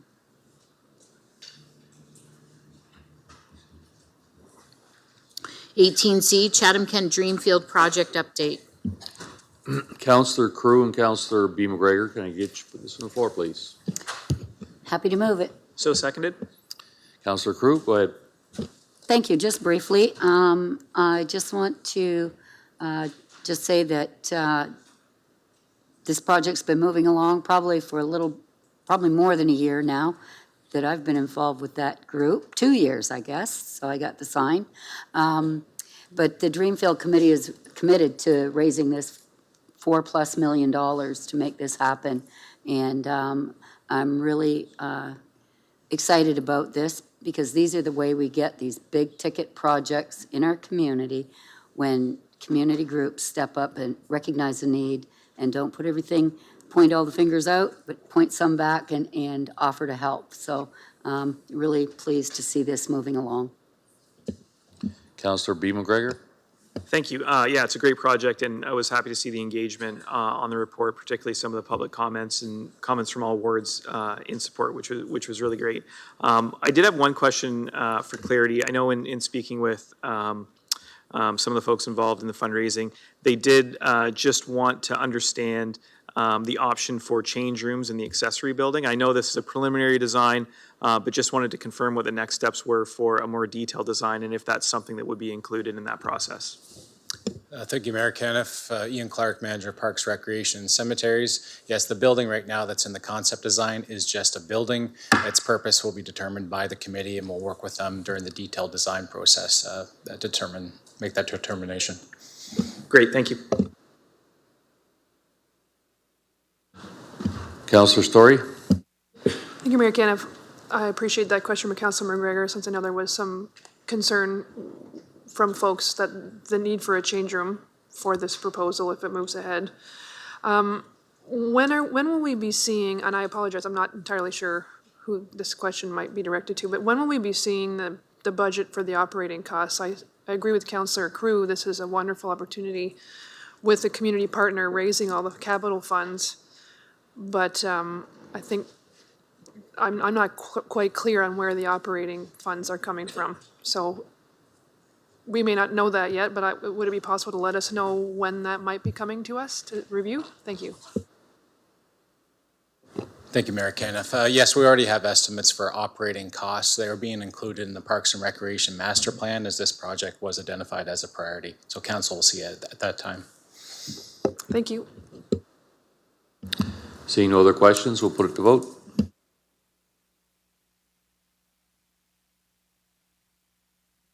All votes are in. Motion passes 15-0. And the final report, 18D, Recreation Summer Camp Review. Councillor Harrigan. Thank you, Mayor Ken. If it's okay with you, I'll defer to Councillor B. McGregor, who has a motion. Okay, Councillor B. McGregor. Thank you, Mayor Caniff. I move that the stay and play camp fees are frozen until the next 4-year budget update and a report on cost implications brought to the budget update, including an expanded itemization of cost per site, fixed overhead cost per site, and the impact of summer wage subsidy grants. Councillor Harrigan, will you second that? Yes, happy to, Mayor Caniff. Councillor B. McGregor. Yeah, I appreciate this information report coming at this time, so we have an opportunity to discuss it before we get to the budget process. I know those conversations can be lengthy, difficult, and sometimes challenging to get the right people in the room the right night to have that discussion.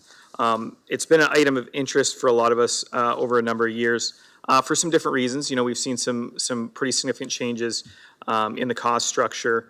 We had a report in February that outlined some of those costs as well. And I think that while we think about the financial aspects of this decision. We also need to think about the community aspects of this decision. So maybe that's something that we haven't discussed enough when we've looked at the camp fees and what the purpose of camps in the community are.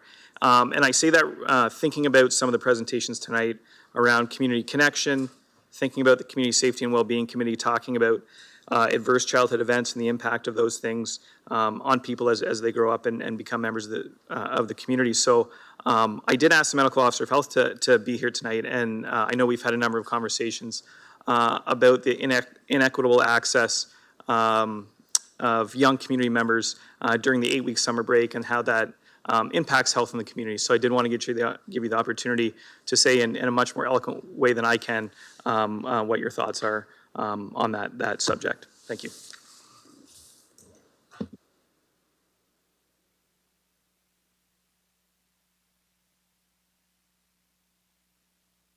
Yep, push the button right in front. There we you go. I wouldn't have got the job if I didn't know how to get this to work, right? So at the onset, I appreciate the opportunity Mr. McGregor has given me to speak today as the Board of Health Chair. You know, we at the Public Health Service in Chatham-Kent, myself as a medical officer of health and the 100 people who work for us in the Public Health Service are very interested in advancing the health of communities. And health is more than medicine, and it's more than medical treatment. And we're particularly interested in advancing the health of young people. But we also recognize that the Public Health Service, though it's for elected officials to make decisions about how money is spent and what the priorities are. But that being said, if I could share at least my observations in doing the work as a physician and at the Public Health Service, for most young people, the summer is the opportunity for cultural enrichment, social enrichment, athletic activities, spending time with their family, going overseas. Those are the spectrum of things that many young people have over the summer. But the summer is also an opportunity for particularly disadvantaged young people to have declines in educational attainment, more social isolation. And anything that the municipality, the county, and all of us in public service could do to advance the lives of children advances public health. And to that extent, having recreational opportunities in the summer, in the times when there are holidays, is a real priority for us at the Public Health Service, and it's something we've advocated for both formally and informally. So my only ask to council, recognizing I work for the Board of Health, is that to consider in your deliberations the opportunities that we have to enhance the lives of children and young people, and summer camp is in one incremental step in making that advance. So thank you again for letting me speak today, and am I able to take questions? Okay. Yes. Any questions? Thank you. I do apologize for telling you it might be 8 or 8:30 that you'd be speaking, and my estimation of the meeting was a little bit off. But, thank you, appreciate the input. And I had a number of questions about the report. I think that many of those questions are better answered during budget through some increased information. Particularly, one of the things I'm interested in the February report, it broke down wage cost versus administrative cost, and I think there's some different ways that maybe we can look at that when we're thinking about the cost of camps. But I would say the point we're at now, I think it's really important that we freeze these fees and we think about equity in the community, and that we have an opportunity for what's a very small budget ask to keep these camps affordable. And I'm speaking specifically about the stay and play, because I think that's really the fundamental accessible camp that we have. So I hope that we'll support this move tonight, that we'll understand what that impact is at budget, and we'll think about the ongoing impact of these types of decisions. Thank you. Councillor Harrigan?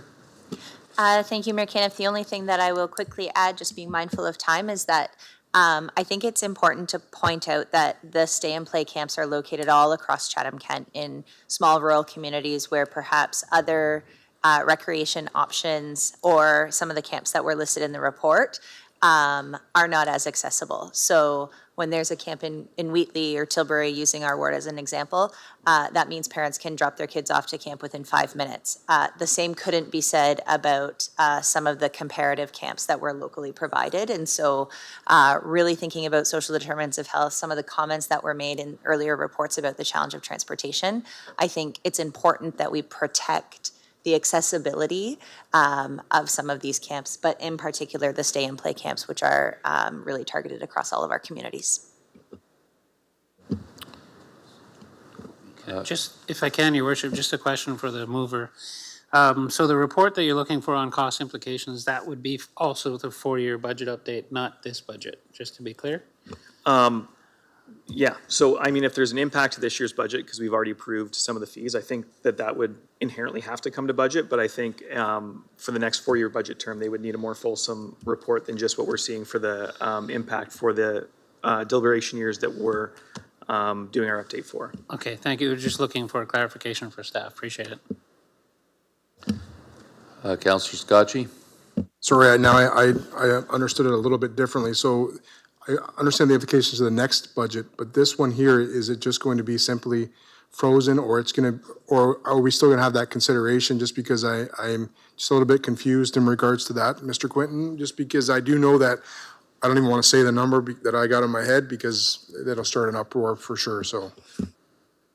Thank you, Gord Quinton, CFO. Just my comment would be that I believe this motion, there already is a business case that as referred to in the information report that was being submitted as part of the 2026 budget update.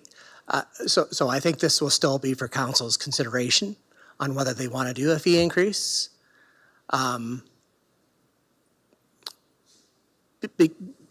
Because there will be an offsetting tax implication by not doing a fee increase, right? So council in May did, through the mayor's 2026 budget update, there was a suggestion of attempting to get to around a 3% without upper level, if upper level funding could be achieved for infrastructure. We have not seen infrastructure announcements from the province. So I think council, by debating it at the budget process, will be able to weigh all the issues that it faces and either, recertify this decision for a freeze, but there would be an offsetting tax impact. Okay, thank you. That's how I did understand, but then that conversation did confuse me a little bit, but I guess we're good to go. Seeing no other questions, we'll put it to vote.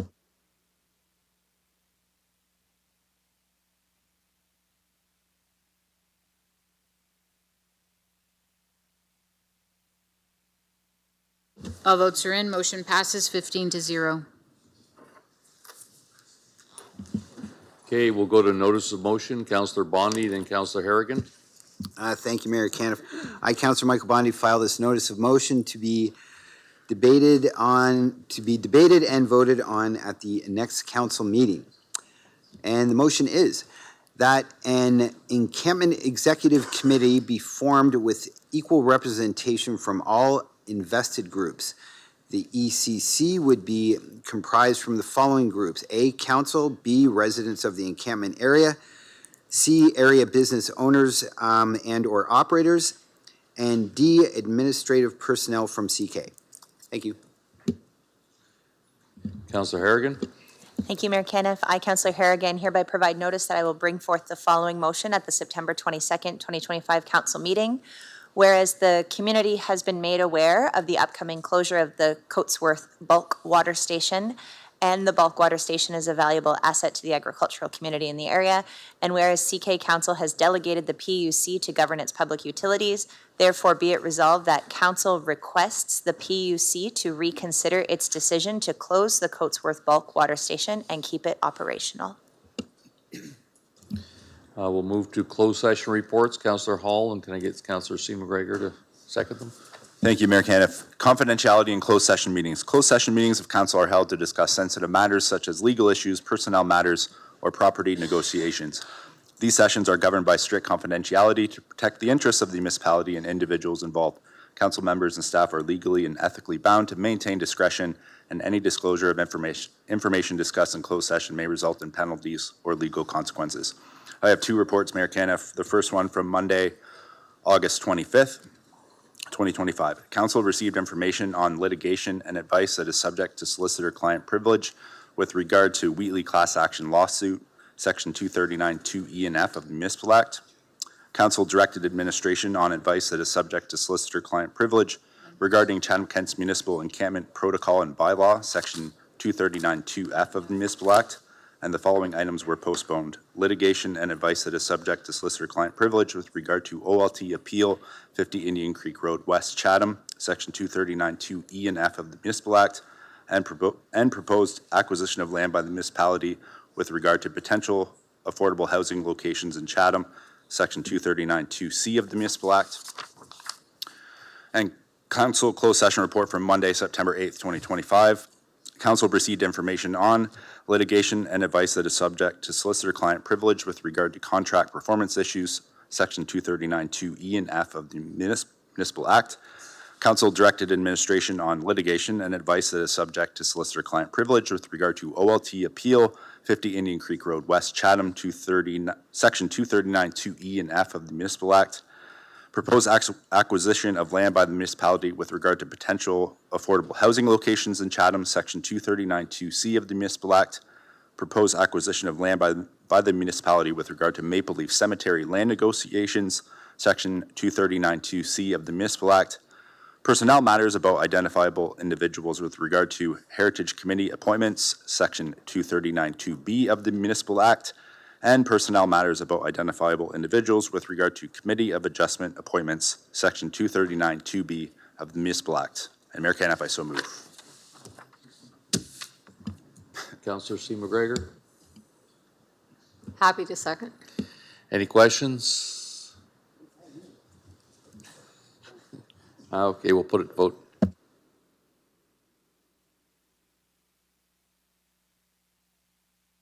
All votes are in. Motion passes 15-0. Non-agenda business, Councillor Crew. Thank you, Mayor Caniff. Can we get an update on the cabins, the occupancy, how things are going over there? It's been a few weeks, I think. Thank you, Councillor, for your question. Through you, Mr. Mayor. It has been a couple of weeks now since the cabins have been operational. The transition to the cabin program from VPP, I think, has been really successful.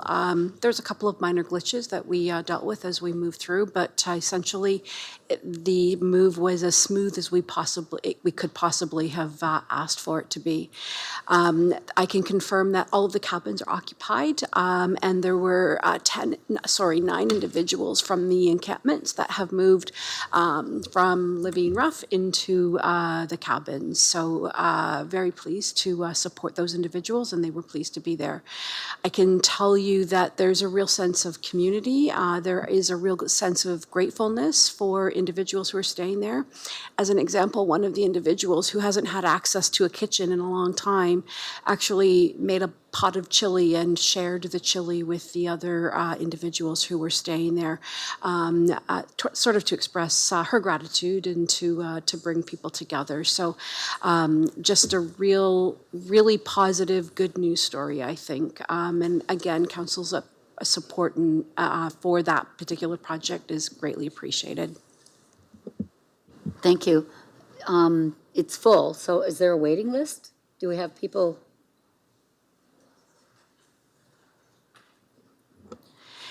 Yeah, there is a wait list. Right now, there's about 15 people who are currently on the wait list. 15? 15. So if I recall correctly, 37 came from VPP, correct? That's right. Wow, that's good. Yeah. It's a good news story. Very good news story. Thank We you. need more. Yeah. Councillor Story.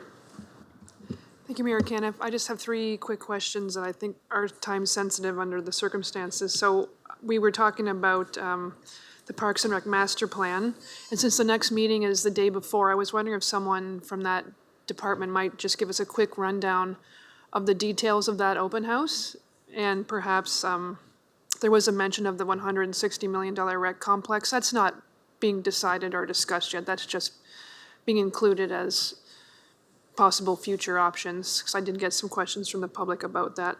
Just a quick reminder on that, so folks are aware of that open house. Thank you.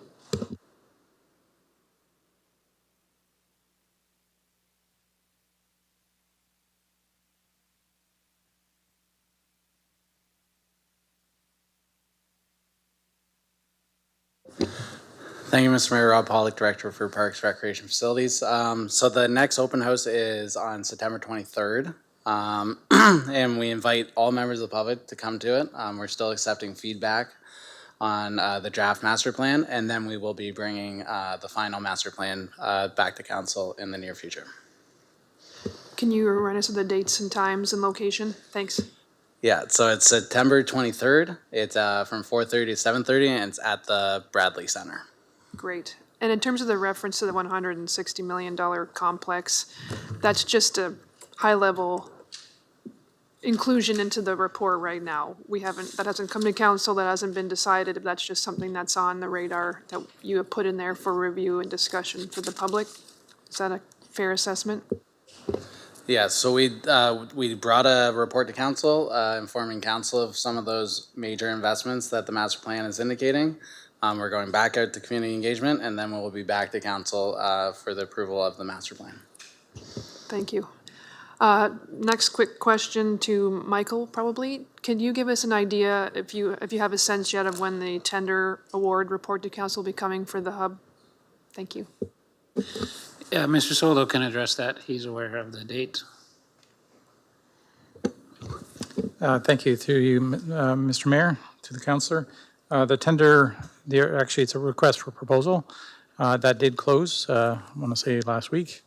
And we're in the process of reviewing the various proposals and doing an evaluation on the costs themselves. So we're looking to come to council, I believe, in the second meeting of October. Great, thank you very much. And last but not least, a question for Gord. I was reading some media articles about the discussion of the $800 million of debt space or debt ceiling. I'm not quite sure the proper terminology, I apologize. That generated some discussion with constituents to me. Could you maybe give us a quick update on what that actually means? We're not necessarily approving $800 million of debt in a council meeting. We're just looking at what is free and clear now and what that might be approved, and that would be more of a piecemeal process. But could you maybe give us a quick recap of that for the public? Thank you. Thank you, Mr. Mayor. So it involves many of the things that either the PUC or council has made decisions or are approving master plans to implement, or through reports to council. So on tonight's agenda was the gravel road debt for that.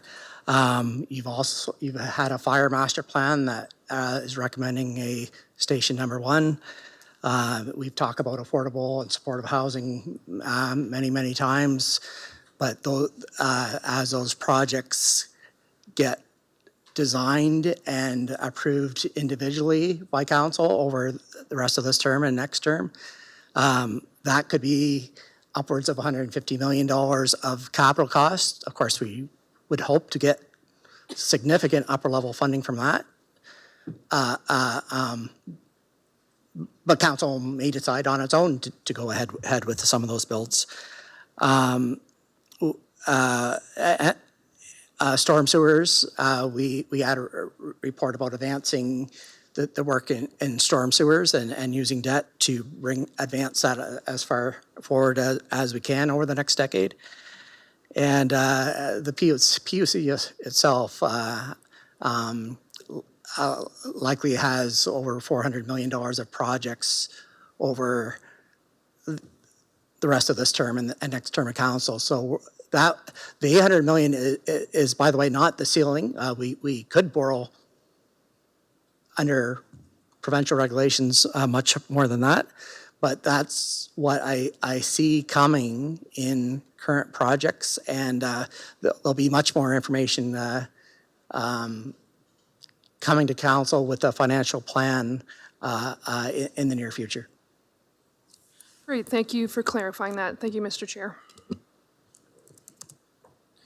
I just have one thing, coming to September 17th to the 20th, got Crow Fest happening downtown. There's lots of buskers, and the big feature is a skydiver that's going to be really high in the air jumping into a pool. So it's going to, I think it's a 200-foot tower that they're going to go up, and it's going to be pretty interesting to see but get out, it's free to everybody to come out. There'll be lots of buskers and vendors and just free fun for the whole family.